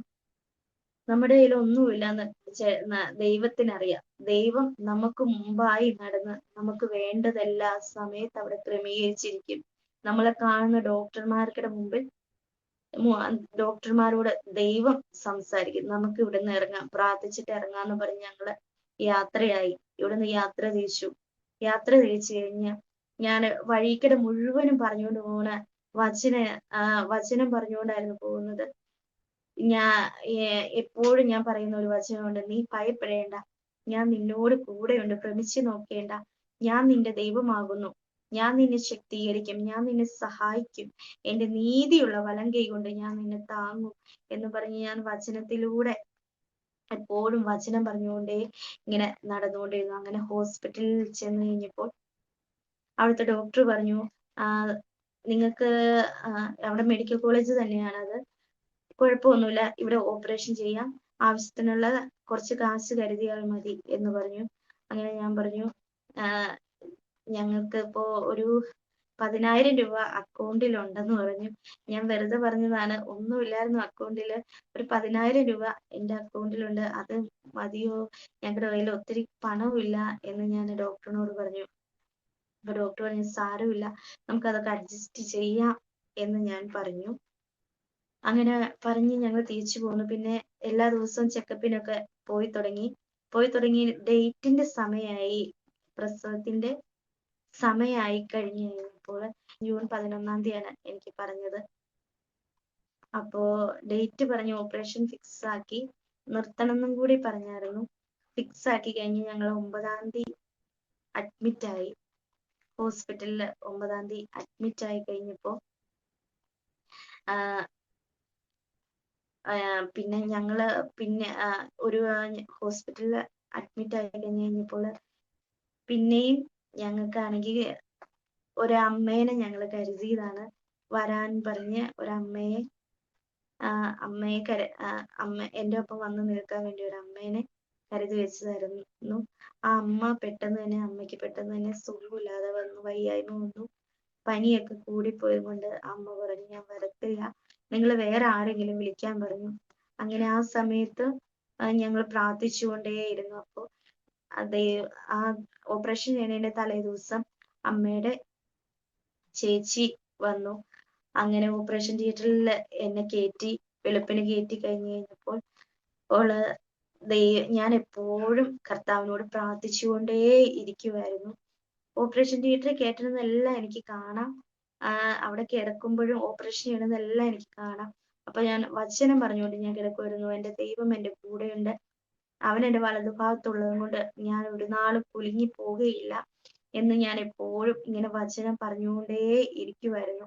അങ്ങനെ വചനം പറഞ്ഞുകൊണ്ടേ ഇരുന്നു കഴിഞ്ഞപ്പോ എന്റെ മനസ്സിൽ പെട്ടെന്ന് തന്നെ തോന്നി, അതിനു മുമ്പ് തന്നെ നിർത്തണമെന്ന് ഡോക്ടർ എന്നോട് പറഞ്ഞിട്ടുണ്ടായിരുന്നു. നിർത്താനാണെങ്കിൽ എക്സ്ട്രാ ഒരു 5000 രൂപയും കൂടി കൊടുക്കണമെന്ന് പറഞ്ഞു. ഈ ഓപ്പറേഷനുള്ള ഈ ഓപ്പറേഷനുള്ള പണം ഇങ്ങനെ പ്രാർത്ഥിച്ചുകൊണ്ടിരുന്നു. ഞാനിങ്ങനെ എപ്പോഴും പ്രാർത്ഥിച്ചുകൊണ്ടിരുന്നു കഴിഞ്ഞപ്പോൾ ഓപ്പറേഷനുള്ള പണത്തിന് വേണ്ടി ഞാൻ മിറക്കിൾ മണി വരാൻ വേണ്ടി ഞാൻ എപ്പോഴും പ്രാർത്ഥിക്കുമായിരുന്നു. ഇങ്ങനെ ഗർഭിണിയായിട്ടിരിക്കുമ്പോൾ എനിക്ക് എൻ്റെ അക്കൗണ്ടിലേക്ക് മിറക്കിൾ മണി വേണം കർത്താവേ, എനിക്ക് മിറക്കിൾ മണി വേണം കർത്താവേ എന്ന് പറഞ്ഞ് ഞാൻ എപ്പോഴും ഞാൻ പ്രാർത്ഥിച്ചുകൊണ്ടേ ഇരിക്കുമായിരുന്നു. അങ്ങനെ ഇരിക്കുമ്പോൾ ഒരു ആന്റിയോട് ഞാൻ പറഞ്ഞു, ആന്റി എനിക്കാണെങ്കിൽ ഇങ്ങനെ എനിക്ക് വേണ്ടി ഒന്ന് പ്രാർത്ഥിക്കാമോ ആന്റി എന്ന് ചോദിച്ചു കഴിഞ്ഞപ്പോൾ ആന്റി എനിക്ക് വേണ്ടി പ്രാർത്ഥിച്ചു കഴിഞ്ഞപ്പോൾ ആന്റി പറഞ്ഞു, എന്നോട് ദൈവത്തിന്റെ പരിശുദ്ധാത്മാവ് സംസാരിക്കുന്നു, നിങ്ങൾക്ക് കുറച്ച് സാമ്പത്തിക നന്മ ഇട്ട് തരാൻ പറഞ്ഞ് എന്നോട് സംസാരിക്കുന്നു എന്ന് പറഞ്ഞു. അങ്ങനെ ആ ആന്റി എൻ്റെ അക്കൗണ്ടിലേക്ക് ഒരു 25,000 രൂപ എനിക്ക് ഇട്ട് തന്നായിരുന്നു. അത് പറയാൻ ഞാൻ മറന്നുപോയതാണ്. ഇട്ട് തന്നതായിരുന്നു. അങ്ങനെ 25,000 രൂപ ഇട്ട് തന്നെങ്കിലും പിന്നെയും നമുക്ക് സാമ്പത്തിക നന്മയുടെ ആവശ്യം ഒരുപാടുണ്ടായിരുന്നു. ആ സമയമൊക്കെ ഭയങ്കര മഴയുടെ സമയമായിരുന്നു. അത് ഞാൻ വിട്ടുപോയതാണ് പറയാൻ, എന്നോട് ക്ഷമിക്കണം. മഴയുടെ സമയമായിരുന്നു. അപ്പോ എല്ലാവരും വീട്ടില് മഴ കാരണം അതിശക്തമായിട്ടുള്ള മഴയായിരുന്നു കൊണ്ട് എല്ലാവരും വീട്ടില് പണിയില്ലാതെ വെറുതെ ഇരിക്കുമായിരുന്നു. അപ്പൊ ഞാൻ എപ്പോഴും കർത്താവിനോട് പ്രാർത്ഥിക്കും, കർത്താവ് ഈ മഴ ഞങ്ങൾക്ക് ജോലി മേഖലയ്ക്ക്, ചേട്ടയുടെ ജോലി മേഖലയ്ക്ക് തടസ്സമാകരുത് കർത്താവ്. മഴയും വെയിലും സൃഷ്ടിച്ചത് എന്റെ കർത്താവ്. എന്റെ കർത്താവിന് എന്റെ ആവശ്യങ്ങൾ അറിയാം. ഞാൻ ആർക്കിടെ മുമ്പിൽ കൈ നീട്ടുകയില്ല, ഞാൻ ആർക്കിടെ മുമ്പിൽ വായ്പ വാങ്ങിയില്ല എന്ന് പറഞ്ഞ് ഞാൻ കർത്താവിനോട് എപ്പോഴും ഞാൻ പ്രാർത്ഥിച്ചുകൊണ്ടേയിരുന്നു. ദൈവത്തോട് പ്രാർത്ഥിച്ചുകൊണ്ടേ ഇരുന്നു. അങ്ങനെ ഞങ്ങള് 2 ആഴ്ചയ്ക്കുള്ളിൽ തന്നെ ഒരു 10,000 രൂപയും കൂടി ഒരു 2 ആഴ്ചയല്ല, ഒരു മാസത്തിനുള്ളിൽ തന്നെ ഞങ്ങൾ ഒരു 10,000 രൂപയും കൂടി ഉണ്ടാക്കി വെച്ചിരുന്നു. അതും കൂടി സെറ്റിലാക്കിയാണ് ഞങ്ങൾ ഹോസ്പിറ്റലിൽ കടന്നുപോയത്. അപ്പൊ അവിടെ ചെന്നപ്പോ തന്നെ 30,000 രൂപ ഞങ്ങൾ അടച്ചു കഴിഞ്ഞ് നിർത്തുന്നതിന് എക്സ്ട്രാ ഒരു 5,000 രൂപയും കൂടി വേണമായിരുന്നു. അപ്പൊ എന്നെ ഓപ്പറേഷൻ തിയേറ്ററിൽ കയറ്റിയപ്പോ ഞാൻ നേരത്തെ അതിന്റെ തലേദിവസം നിർത്തുന്നതിന് തലേദിവസമാണ് അവര് പറയുന്നത് 5,000 രൂപ വേണമെന്ന് പറയുന്നത്. അങ്ങനെ പറഞ്ഞു കഴിഞ്ഞപ്പോൾ ഞങ്ങളുടെ കയ്യില് സത്യം പറഞ്ഞ കാശില്ലായിരുന്നു. എന്നാലും എപ്പോഴും ഫോൺ കയ്യിൽ പിടിച്ചെടുത്ത് പ്രാർത്ഥിക്കും, കർത്താവേ യേശുവേ, ഇതിന്റെ അകത്ത് ഞങ്ങൾ കാശ് എടുക്കും തോറും എന്റെ ദൈവം അക്കൗണ്ടിലേക്ക് സാമ്പത്തിക നന്മയെ എന്റെ ദൈവം എനിക്ക് തരണം കർത്താവേ. ഞാൻ ആർക്കിടെ മുമ്പിൽ ഞാൻ കൈ നീട്ടുകയില്ല. പണ്ടത്തെ ഞാനാണെങ്കിൽ ഞാൻ പലരോട് ഞാൻ ചോദിക്കും. എനിക്കൊരു 50 രൂപയുടെ ആവശ്യം വന്നു കഴിഞ്ഞാൽ പെട്ടെന്ന് തന്നെ ഞാൻ മറ്റുള്ളവരോട് ഞാൻ ചോദിക്കും. എനിക്ക് ചേച്ചി അല്ലെങ്കിൽ ആരെങ്കിലൊക്കെ സ്വന്തം ബന്ധുക്കാരെയൊക്കെ വിളിച്ചിട്ട് ഞാൻ ചോദിക്കുമായിരുന്നു. ഇപ്പോ പിന്നെ വിശ്വാസത്തിലേക്ക് വന്നു തുടങ്ങിയപ്പോ പിന്നെ എനിക്കൊരു എന്താ പറയുക, എന്റെ ദൈവം എനിക്ക് എന്നോട് ദൈവത്തിന്റെ പരിശുദ്ധാത്മാവ് എപ്പോഴും എന്നോട് സംസാരിക്കുന്നു. ഞാൻ നിന്റെ കൂടെയുണ്ട്, അവൻ എന്റെ വലത് ഭാഗത്തുള്ളത് കൊണ്ട് ഞാൻ ഒരു നാളും കുലുങ്ങി പോകുകയില്ല എന്നും പറഞ്ഞ് ഞാൻ എപ്പോഴും വചനങ്ങൾ പറഞ്ഞുകൊണ്ട് നടക്കുമായിരുന്നു. അങ്ങനെ എനിക്ക് ഒരു വിശ്വാസം പൂർണ്ണമായിട്ട്, ക്രിസ്തുവിൽ പൂർണ്ണമായിട്ട് ഒരു വിശ്വാസം എന്നിൽ പൂർണ്ണമായി വന്നു. അങ്ങനെ ഓപ്പറേഷൻ തിയേറ്ററിൽ എന്നെ കയറ്റി കഴിഞ്ഞപ്പോൾ ഞാൻ ഡോക്ടറിനോട് പറഞ്ഞു, ഡോക്ടർ എന്നോട് സംസാരിച്ച് ഞാൻ കണ്ണടച്ച് സ്തോത്രം പറഞ്ഞുകൊണ്ട് ഇങ്ങനെ കിടക്കുവാണ്. അപ്പോ അഭിഷ പേടിയുണ്ടോന്ന് എന്നോട് ചോദിച്ചു. ഞാൻ പറഞ്ഞു പേടി ഇല്ല, ഞാൻ പ്രാർത്ഥിക്കുക എന്ന് പറഞ്ഞു. കരഞ്ഞുകൊണ്ട് ഞാൻ ഓപ്പറേഷൻ തിയേറ്ററിൽ കിടന്ന് കരയുമായിരുന്നു, പ്രാർത്ഥിക്കുമായിരുന്നു കർത്താവിനോട്. കർത്താവേ, ദൈവം ഒരു അത്ഭുതം ചെയ്യണം കർത്താവേ എന്ന് പറഞ്ഞ് ഞാൻ പ്രാർത്ഥിക്കുമായിരുന്നു. അപ്പോൾ എന്നോട് ഡോക്ടർ സംസാരിച്ചപ്പോൾ ഡോക്ടറിനോട് ഞാൻ എന്റെ മനസ്സിൽ തോന്നി, ഡോക്ടറിനോട് എനിക്ക് എങ്ങനെയെങ്കിലും എനിക്കൊന്ന് നിർത്തി തരാമോ എന്ന് ഞാൻ ചോദിച്ചു. നിർത്തി തരാമോ എന്ന് ചോദിച്ചു കഴിഞ്ഞപ്പോൾ 5000 രൂപ എൻ്റെ കയ്യിൽ എടുക്കാനില്ല. അപ്പോ ഡോക്ടർ പറഞ്ഞു, നിങ്ങൾക്കിടെ അഭിഷയുടെ കൂട്ടത്തിലുള്ളവരെ വിളിക്കാൻ പറഞ്ഞു. അപ്പോൾ എൻ്റെ കൂട്ടത്തിലുള്ളവരെ ഹസ്ബൻഡിനെയൊക്കെ വിളിച്ചു കഴിഞ്ഞപ്പോൾ പറഞ്ഞു നിർത്തണമെന്നാ പുള്ളിക്കാരത്തി പറയുന്നത്, എന്ത് ചെയ്യണമെന്ന് ചോദിച്ചപ്പോൾ അവർ പറഞ്ഞു, അമ്മയുടെ ചേച്ചി പറഞ്ഞു, നിങ്ങള് കൂടി വന്ന 1000 രൂപ കുറയ്ക്കും, അല്ലെങ്കിൽ 1500 രൂപ കുറയ്ക്കും, അതിൽ കൂടുതൽ കുറയ്ക്കില്ലല്ലോ, അത് നിങ്ങളുടെ കയ്യിൽ അത്ര എടുക്കുവാനില്ല, അത് കാരണം ഒന്നും ചെയ്യാൻ പറ്റത്തില്ലല്ലോ എന്ന് പറഞ്ഞു. അപ്പോൾ അവരൊരു പേപ്പർ കൊടുത്തിട്ട് സൈൻ ചെയ്യാൻ പറഞ്ഞു. സൈൻ ചെയ്തു. 5000 രൂപയുടെ ഓപ്പറേഷൻ എനിക്ക് ദൈവം ഫ്രീ ആയിട്ട് ചെയ്തു തന്നു. പിന്നെ ആണെങ്കിൽ 3-4 ഡോക്ടർമാർ എൻ്റെ ചുറ്റും വേണമായിരുന്നു. ന്യൂറോളജിസ്റ്റ് സഹിതം 3-4 ഡോക്ടർമാർ വേണമായിരുന്നു. അവർക്കൊക്കെ ഡോക്ടേഴ്സ് ഫീസ് ഉണ്ടായിരുന്നു. ആ ഡോക്ടേഴ്സ് ഫീസ് ഒന്നും വേണ്ട എന്ന് പറഞ്ഞു. പിന്നെ ഓപ്പറേഷൻ കഴിഞ്ഞ് കുഞ്ഞിനും എനിക്കും ടെസ്റ്റുകൾ ഉണ്ടായി. എൻ്റെ ഒപ്പം ഓപ്പറേഷൻ ചെയ്ത എല്ലാ ഉണ്ടായ കുഞ്ഞുങ്ങൾക്കെല്ലാം മഞ്ഞപ്പ് കാരണം അവരെ നേഴ്സറിയിലേക്കാക്കി. നേഴ്സറിയിലാക്കുമ്പോൾ 10-27,000 രൂപയാകും. അപ്പോ അവിടെയും ഞാൻ എൻ്റെ കർത്താവിനോട് പ്രാർത്ഥിച്ചുകൊണ്ടേയിരുന്നു. സത്യം പറഞ്ഞാൽ എൻ്റെ ഭക്ഷണം എന്ന് പറയുന്നത്, എൻ്റെ ആഹാരം എന്ന് പറയുന്നത് എൻ്റെ കർത്താവ് മാത്രമായിരുന്നു ആ സമയത്ത്. കാരണം എൻ്റെ ദൈവത്തിന് മുമ്പിൽ ഞാനൊരു തീരുമാനം ഞാൻ എടുത്തതാണ്.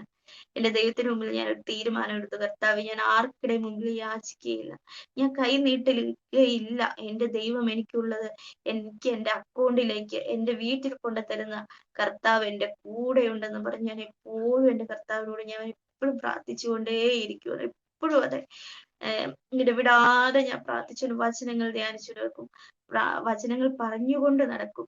അങ്ങനെയൊക്കെ ദൈവത്തോട് കൂടുതൽ ഇരിക്കുന്ന ഞാൻ എപ്പോഴും ഇരുന്നുകൊണ്ടിരുന്നത്.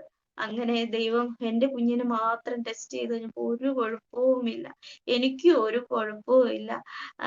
ഡോക്ടർ പറഞ്ഞു, എൻ്റെ ഒപ്പം പ്രസവിച്ച പെണ്ണുങ്ങൾക്ക് സഹിതം സുഖമില്ലായ്മയൊക്കെ വന്നെങ്കിലും ഞാൻ എൻ്റെ ദൈവസന്നിധിയിൽ പ്രാർത്ഥിച്ചുകൊണ്ടേ ഇരുന്നു. പിന്നെ ഓപ്പറേഷൻ കഴിഞ്ഞ് പിറ്റേ ദിവസം തൊട്ട് ഞാൻ നടക്കാൻ തുടങ്ങി. വേദനയൊക്കെ ഉണ്ടെങ്കിലും ഞാൻ തന്നെത്താനെ ഞാൻ നടക്കുവാൻ തുടങ്ങി. എണീറ്റ് നടന്നു കഴിഞ്ഞപ്പോ ഞാൻ ഒരു വചനങ്ങൾ പറഞ്ഞുകൊണ്ടാണ് ഞാൻ നടക്കുന്നത്. അവൻ എൻ്റെ വലതുഭാഗത്തുള്ളത് കൊണ്ട് ഞാൻ ഒരു നാളും കുലുങ്ങിപ്പോകുകയില്ല. യഹോവ എൻ്റെ ഇടയനാകുന്നു, എനിക്ക് ഒന്നിനും മുട്ടുണ്ടാകുകയില്ല. അങ്ങനെ എന്നെ ശക്തീകരിക്കുന്ന വചനങ്ങൾ പറഞ്ഞുകൊണ്ട് ഞാൻ അതിലൂടെ നടന്നത്. അപ്പൊ പലരും എന്നോട് ചോദിച്ചു ഇതെന്താ കൊച്ചു നടക്കുന്നത് എന്ന് ചോദിച്ചു കഴിഞ്ഞപ്പോ പറഞ്ഞു, എൻ്റെ ഒറ്റയ്ക്ക് നടക്കണ എന്നാന്ന് ചോദിച്ചപ്പോ എന്നോട് ചോദിച്ചപ്പോ പറഞ്ഞു, ഞാൻ ഒറ്റയ്ക്കല്ല നടക്കുന്നത്, എൻ്റെ ഒപ്പം നടക്കുവാൻ എൻ്റെ കർത്താവ് എൻ്റെ ഒപ്പം ഉണ്ട്, അത് കാരണം ഞാൻ ഒറ്റയ്ക്കല്ല നടക്കുന്നത് എന്ന് ഞാൻ പറഞ്ഞു. അങ്ങനെ എൻ്റെ ദൈവം ആ സമയത്ത് എനിക്ക് വേണ്ടി ഇറങ്ങി വന്ന ഒരു സമയമാണ് ഈ മാസങ്ങളില്. ഈ കഴിഞ്ഞ മാസങ്ങളിലെല്ലാം അത്ഭുതകരമായാണ് ദൈവം ഞങ്ങളെ വഴി നടത്തിയത്. അങ്ങനെ ഇരിക്കുമ്പോഴാണ് രണ്ടാമത് അങ്ങനെ ഗർഭിണിയായിട്ട് ഇരുന്നപ്പോഴൊക്കെ ആയിരുന്നു ഞങ്ങൾ അങ്ങനെ ഹോസ്പിറ്റലിൽ നിന്ന് വന്നു കഴിഞ്ഞപ്പോ ഞങ്ങളൊരു പ്രയർ മീറ്റിംഗിൽ കയറുന്നുണ്ടായിരുന്നു. ആ മീറ്റിംഗിൽ കയറിയപ്പോ അതിനു മുമ്പ് ഒരു ദിവസം ഡോക്ടറെ കാണാൻ ചെന്ന് കഴിഞ്ഞപ്പോ അവര് കറക്റ്റായിട്ട് ഫുള്ള് കാശ് തരണം എന്ന് പറഞ്ഞു. എൻ്റെ അക്കൗണ്ടിലേക്ക് കാശ് വരുന്നതിന് മുമ്പ് കാശ് തരണമെന്ന് പറഞ്ഞ ആ ദിവസം ഞങ്ങളിങ്ങനെ എല്ലാവരും വീട്ടിലെ ഹസ്ബൻഡും അമ്മയും എല്ലാവരും കൂടി വട്ടം കൂടി ഇരുന്ന് ഞങ്ങളിങ്ങനെ ആലോചിക്കുക, എങ്ങനെ കാശ് മേടിക്കണം, നമുക്ക് ലോൺ എടുത്താലോ അതോ പലിശക്കാരന്റെ മുമ്പിൽ കൈ നീട്ടിയാലോ എന്നൊക്കെ പറഞ്ഞ് ഇങ്ങനെ ആലോചിച്ചുകൊണ്ടിരുന്നപ്പോഴാണ് ഒരു മീറ്റിംഗിൽ ഞങ്ങൾ കയറുന്നുണ്ടായിരുന്നു. അപ്പൊ ആ ദേവദാസൻ എടുത്ത വചനമല്ല അന്ന് പ്രസംഗിച്ചേ എന്ന് പ്രത്യേകിച്ച് എടുത്തു പറഞ്ഞു. ദൈവദാസൻ പറയുന്നു, ആരോ വട്ടം കൂടി ഇരുന്ന് ഇങ്ങനെ സംസാരിക്കുകയാണ്. ദൈവാത്മാവ് എന്നോട് സംസാരിക്കുന്നു. പലിശക്കാരന്റെ മുമ്പില്, കടക്കാരന്റെ മുമ്പില് ഒക്കെ ഇങ്ങനെ കൈ നീട്ടാൻ ആഗ്രഹിക്കുന്ന, പണത്തിന് വേണ്ടി ആവശ്യമുള്ള ആരൊക്കെയോ ഇങ്ങനെ സംസാരിക്കുന്നു എന്ന് പറഞ്ഞപ്പോ ഞങ്ങളാണെന്ന് പറഞ്ഞു. അന്ന് തൊട്ട് ഞാൻ തീരുമാനം എടുത്തതാണ്, ഞാൻ ആർക്കിടെ മുമ്പിൽ കൈ നീട്ടുകയില്ല. എന്റെ ദൈവം എനിക്കുള്ളത് എന്റെ അക്കൗണ്ടിലേക്ക് കർത്താവ് എനിക്ക് ഇട്ട് തരുമെന്ന് ഞാൻ ഉറച്ചു തന്നെ ഞാൻ വിശ്വസിച്ചു. അതേപോലെ തന്നെ എന്റെ ദൈവം എന്റെ ജീവിതത്തിൽ ഒരു അത്ഭുതം ചെയ്തു. ഇപ്പൊ എന്റെ കുഞ്ഞിന് 1.5 മാസമായി. ഒന്നര മാസമായി ഇപ്പൊ. കുഞ്ഞ് സുഖമായിട്ടിരിക്കുന്നു, ആരോഗ്യത്തോടെ. 2 മക്കളും ആരോഗ്യത്തോടെ തന്നെയാണ് ഇരിക്കുന്നത്. പിന്നെ എനിക്ക് വേറൊരു സാക്ഷ്യം പറയാനുള്ളത് എന്ന് വെച്ചാൽ, എനിക്ക് പാട്ട് പാടാൻ എനിക്ക് ഇഷ്ടമായിരുന്നു. ചെറുപ്പം മുതലേ പാട്ടിനോട് ഭയങ്കര ഒരു താല്പര്യമുള്ള കൂട്ടത്തിലായിരുന്നു. ആദ്യം പറഞ്ഞ പോലെ തന്നെ എനിക്ക് ഈ നാവ് കുഴയുന്നത് കൊണ്ട് പാട്ട് പാടാനൊന്നും പറ്റില്ല. അപ്പൊ ചർച്ചുകളിലൊക്കെ പോകുമ്പോ ഇരുന്ന് ഞാൻ കരയുമായിരുന്നു. കർത്താവെ, എനിക്ക് പാട്ട് പാടണം, അങ്ങയുടെ പാട്ടിനെ എനിക്ക് പാടണം കർത്താവെ എന്നൊക്കെ പറഞ്ഞ് ഞാൻ ഇങ്ങനെ കരയുമായിരുന്നു. അങ്ങനെ കരയുമ്പോ ഒക്കെ എനിക്ക് വചനങ്ങൾ കിട്ടും. ഞാൻ യഹോവയ്ക്ക് പുതിയ പാട്ടുകളെ പാടും എന്നൊക്കെ എന്റെ ദൈവം എന്നോട് സംസാരിച്ചിട്ടുണ്ട്. അതേപോലെ എനിക്ക് എന്നെ സത്യം പറഞ്ഞ ആ അസുഖത്തിൽ നിന്ന്, എന്ന് വീഴുന്ന ആ അസുഖത്തിൽ നിന്ന് എന്റെ ദൈവം എനിക്ക് ഒരുപാട് മാറ്റം തന്നു. ഇപ്പൊ സത്യം പറഞ്ഞ എനിക്ക് ആ അസുഖം ഇല്ല എന്റെ ശരീരത്ത്. എന്റെ ശരീരത്ത് ആ അസുഖത്തിന്റെ ഒരു അണു പോലും എനിക്ക് ഇപ്പൊ ഇല്ല. ദൈവം എന്നെ പൂർണ്ണമാക്കി, എന്റെ ദൈവം എന്നെ സൗഖ്യമാക്കി കഴിഞ്ഞു. സത്യം, ഒരിക്കലും ഞാൻ ഇങ്ങനെ സംസാരിക്കുമെന്നോ മറ്റുള്ളവരോട് ഇങ്ങനെ സംസാരിക്കുമെന്നൊന്നും ഞാൻ കരുതിയതല്ല.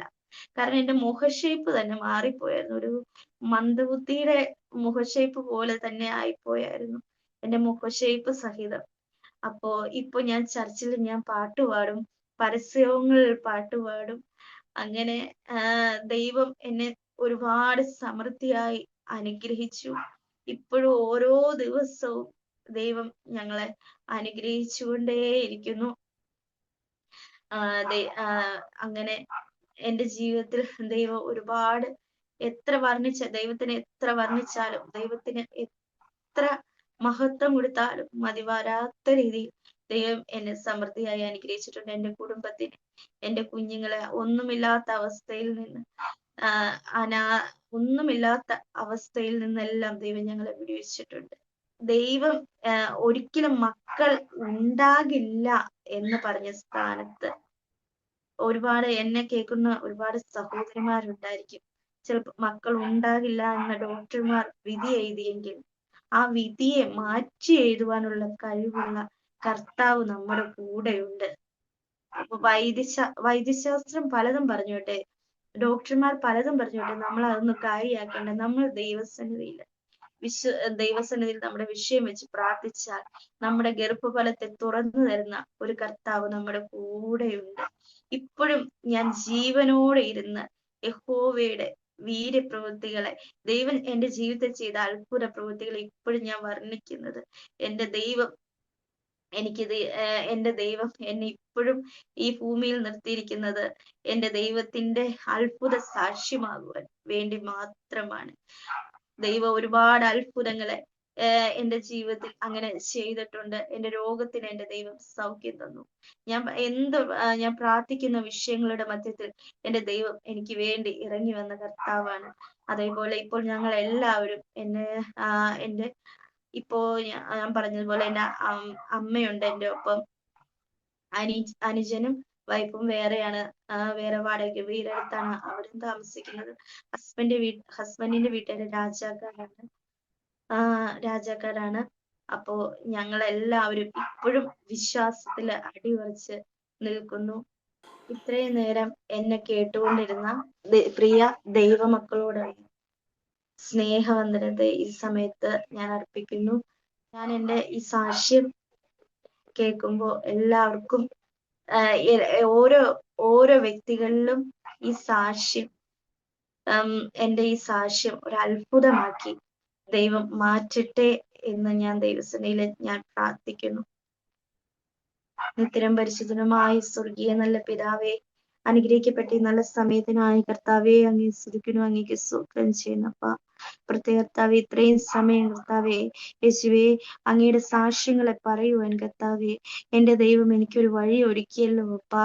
സ്തോത്രം ചെയ്യുന്ന കർത്താവെ, ഞാൻ പറഞ്ഞ ഈ സാക്ഷ്യം കർത്താവെ അനേകർക്കൊരു യേശപ്പ അനുഗ്രഹമായി മാറുവാൻ എന്റെ ദൈവം ഒരു അത്ഭുതത്തെ ചെയ്തിരിക്കുന്നു. നന്മയ്ക്കായി കർത്താവിനെ സ്തുതിക്കുന്നു അപ്പാ. സ്തോത്രം ചെയ്യുന്നു കർത്താവെ, എന്റെ ദൈവം അനുഗ്രഹിച്ച നന്മയ്ക്കായി കർത്താവിനെ സ്തുതിക്കുന്നു, സ്തോത്രം ചെയ്യുന്നു. അങ്ങ് പ്രാർത്ഥനയും യാചനയും കേട്ടിരിക്കാനുള്ള സ്തോത്രം.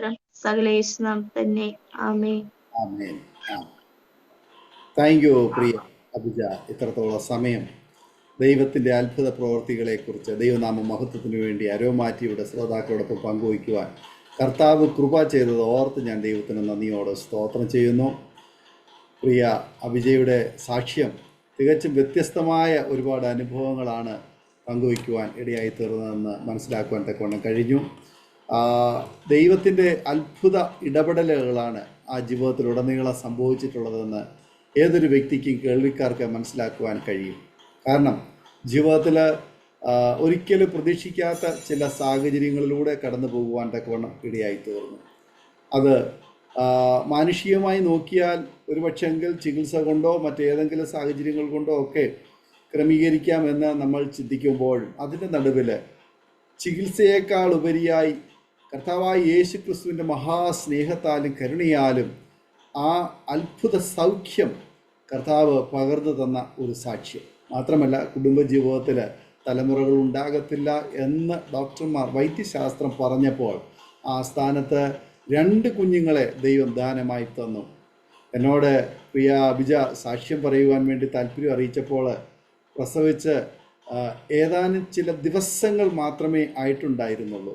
ആ സമയത്ത് എന്നെ വിളിച്ച് ഈ താല്പര്യം അറിയിക്കുമ്പോൾ ഞാൻ പറഞ്ഞു, ഇപ്പോൾ സാക്ഷ്യം പറയേണ്ട, ഒരു 3 മാസമെങ്കിലും കഴിയട്ടെ, അത് കഴിഞ്ഞിട്ട് സാക്ഷ്യം പറഞ്ഞാൽ മതി എന്ന് ഞാൻ പറഞ്ഞപ്പോൾ എന്നോട് പറഞ്ഞു ഓക്കെ എന്ന് പറഞ്ഞിട്ട് അടുത്ത ഒരു ദിവസം കഴിഞ്ഞപ്പോൾ വീണ്ടും എന്നെ ഫോൺ ചെയ്തിട്ട് പറഞ്ഞു, പക്ഷേ എനിക്ക് ഇനിയും താമസിക്കാൻ പറ്റില്ല, ഈ സാക്ഷ്യം എനിക്ക് ഉടൻ തന്നെ പറയണം, എത്രയും പെട്ടെന്ന് എനിക്ക് പറയണം, അതിനുള്ള ക്രമീകരണം എനിക്ക് ചെയ്തു തരണം എന്ന് പറഞ്ഞ് എന്നെ നിർബന്ധിക്കുകയുണ്ടായി. സാധാരണ ഒരു സാക്ഷ്യം പറയുവാൻ വേണ്ടി ഒരാൾ ആവശ്യപ്പെട്ടാൽ അല്ലെങ്കിൽ അതിനുള്ളൊരു ക്രമീകരണം ഉണ്ടാകുമ്പോൾ അത് ദിവസങ്ങൾക്ക് ശേഷമാണ് ഒരാൾക്ക് ഒരു ഡേറ്റ് ഷെഡ്യൂൾ ചെയ്യുവാൻ പലപ്പോഴും കഴിയുന്നത്. ഏറെ ദിവസങ്ങൾ അതിന് വേണ്ടിയിട്ട് കാത്തിരിക്കേണ്ടതായിട്ട് വരും. എന്നാൽ പ്രിയ വിജയുടെ കാര്യത്തിൽ കുറച്ച് ദിവസങ്ങൾക്ക് ശേഷം തന്നെ ഒരു ഡേറ്റ് ക്രമീകരിക്കുവാൻ വളരെ പെട്ടെന്ന് ഒരു ക്രമീകരണം ചെയ്യുവാൻ ഇടയായി തീർന്നു. അങ്ങനെയാണ് ഈ സാക്ഷ്യം ഇന്ന് പ്രേക്ഷകരുടെ മുൻപാകെ എത്തിക്കുവാൻ ഇടയായി തീർന്നത്. കാരണം പ്രിയ അഭിജയുടെ ജീവിതത്തിൽ അനുഭവിച്ചറിഞ്ഞ ആ ദൈവീയ വിടുതൽ അത് വൈകിക്കുവാൻ ആഗ്രഹിച്ചില്ല. പകരം എത്രയും പെട്ടെന്ന് ദൈവത്തിൻ്റെ മഹത്വത്തിന് കാരണമായി തീരേണ്ടതിന് അത് ജനങ്ങളോട് പങ്കുവെക്കണമെന്നുള്ള ആ വാഞ്ച, ആ ഹൃദയത്തിലെ താല്പര്യം എന്നോട് അറിയിച്ചപ്പോൾ ഞാൻ അത് എത്രയും പെട്ടെന്ന് അതിനുള്ളൊരു ക്രമീകരണം ചെയ്യുവാൻ തക്കവണ്ണം ഇടയായി തീർന്നു. തീർച്ചയായിട്ടും ദൈവം നടത്തിയ അത്ഭുതകരമായ ആ ഇടപെടലുകൾ നമുക്കൊരിക്കലും മറക്കുവാൻ തക്കവണ്ണം കഴിയത്തില്ല. അത് ചെറുതോ വലുതോ എന്നില്ല, അത് വലിയവനെന്നോ ചെറിയവനെന്നോ ഇല്ല. അത് ആര് തന്നെയായിരുന്നാലും ഒരു വ്യക്തിയുടെ ജീവിതത്തിൽ ദൈവീയ ഇടപെടലുണ്ടായാൽ അതിനർഹിക്കുന്ന പ്രാധാന്യത്തോടുകൂടി അത് ദൈവനാമ മഹത്വത്തിന് വേണ്ടി പങ്കുവയ്ക്കേണ്ടത് ആവശ്യമാകും. ആകയാൽ പ്രിയ അഭിജയെയും അഭിജയുടെ കുടുംബത്തെയും കുഞ്ഞുങ്ങളെയും പ്രിയപ്പെട്ടവരെയും ദൈവമായ കർത്താവ് ഈ വാക്കുകളിലൂടെ, ഈ ഇടപെടലുകളിലൂടെ ദൈവത്തിന് വേണ്ടി ഉപയോഗിക്കുവാൻ തക്കവണ്ണം ദൈവം തിരഞ്ഞെടുത്ത ആ വിധങ്ങൾക്കായി ഞാൻ ദൈവത്തിന് നന്ദിയോടെ സ്തോത്രം ചെയ്യുന്നു. വളരെ ചെറുപ്പത്തിൽ തന്നെ വളരെ ദാരിദ്ര്യവും പട്ടിണിയും ഒരുപാട് കഷ്ടതയുടെ അനുഭവങ്ങളിലൂടെ കടന്നുപോയി. എങ്കിലും തിരഞ്ഞെടുത്ത ആത്മഹത്യക്ക് ദൈവം ഏൽപ്പിച്ചു കൊടുക്കാതെ മരണത്തിൽ നിന്ന് ദൈവം വിടുവിച്ചു. കർത്താവിന് വേണ്ടി നല്ല സാക്ഷ്യം വഹിപ്പാൻ ദൈവം ഉപയോഗിച്ചത് ഓർത്ത് ഞാൻ ദൈവത്തിന് സ്തോത്രം ചെയ്യുന്നു. ദൈവമായ കർത്താവ് സൗഖ്യവും ആരോഗ്യ ദീർഘായുസ്സും തരട്ടെ എന്ന് ആശംസിക്കുന്നു, പ്രാർത്ഥിക്കുന്നു. പ്രേക്ഷകരെ, നിങ്ങൾക്ക് ഈ ജീവിത അനുഭവം സാക്ഷ്യം തികച്ചും ഒരു വ്യത്യസ്തമായ ഒരു അനുഭവമായി തീർന്നെന്ന് ഞാൻ പൂർണ്ണമായി വിശ്വസിക്കുന്നു. നിങ്ങളുടെ പ്രിയപ്പെട്ടവർക്ക്, സുഹൃത്തുക്കൾ കൂടി ഷെയർ ചെയ്ത് കൊടുക്കുക. അവരും കേട്ട് അനുഗ്രഹിക്കപ്പെട്ട് അതിലൂടെ ദൈവനാമം മഹിമപ്പെടുവാൻ മുഖാന്തരമായി തീരും. മാത്രമല്ല നിങ്ങളുടെ വലിയൊരു അഭിപ്രായങ്ങളും നിർദ്ദേശങ്ങളും കമൻറ്റ് ബോക്സിൽ രേഖപ്പെടുത്താവുന്നതാണ്. നിങ്ങൾക്കൊരു പ്രാർത്ഥനാ വിഷയം ഉണ്ടെങ്കിൽ സ്ക്രീനിൽ കാണുന്ന വാട്സപ്പ് നമ്പറിൽ ഞങ്ങളെ അറിയിക്കാവുന്നതാണ്. എല്ലാ തിങ്കളാഴ്ചയും രാത്രി 9 മണിക്ക് അരോമാറ്റിയുടെ പ്രേക്ഷകർക്ക് വേണ്ടിയിട്ട് ഞങ്ങൾ വിശേഷാൽ പ്രാർത്ഥന നടത്തി വരുന്നു. നിങ്ങൾക്കും ആ പ്രാർത്ഥനയിൽ സംബന്ധിക്കാവുന്നതാണ്. അടുത്ത അനുഗ്രഹിക്കപ്പെട്ട സാക്ഷ്യവും വചനചിന്തയുമായി വീണ്ടും കൂടി കാണുമ്പോഴേയും എല്ലാ പ്രിയപ്പെട്ടവർക്കും goodbye. God bless you all. Amen. ഓർമ്മയുടെ മനോരഥത്തിൽ മായാത്ത ഓർമ്മയ്ക്കായി അരോമ മാട്രിമോണിയിൽ നിന്നും ജീവിത പങ്കാളിയെ കണ്ടെത്തൂ. നിങ്ങൾ ഒരു ക്രിസ്തീയ ജീവിത പങ്കാളിയെ അന്വേഷിക്കുകയാണോ? അതോ മക്കൾക്ക് അനുയോജ്യമായ ഒരു തക്ക തുണയ്ക്കു വേണ്ടി പ്രാർത്ഥിക്കുന്ന വ്യക്തിയാണോ? എങ്കിൽ അരോമ മാട്രിമോണി നിങ്ങൾക്ക് വേണ്ടിയാണ്. ഇന്നു തന്നെ സൗജന്യമായി രജിസ്റ്റർ ചെയ്യൂ. അരോമ മാട്രിമോണിയുടെ പ്രത്യേകതകൾ: രജിസ്ട്രേഷൻ തികച്ചും സൗജന്യം. ലോകത്തെവിടെയുമുള്ള അനുയോജ്യമായ ക്രിസ്തീയ ജീവിത പങ്കാളിയെ തിരഞ്ഞെടുക്കാം. വിവാഹം നടക്കുന്നതുവരെ സർവീസ് ലഭിക്കുന്നു. ഏറ്റവും ചെറിയ പാക്കേജുകളും തിരഞ്ഞെടുക്കാം. അരോമ മാട്രിമോണി നിങ്ങൾക്കായി ഒരുക്കുന്നു വിവാഹം പരമാനന്ദം. Email aroma matrimony2020@gmail.com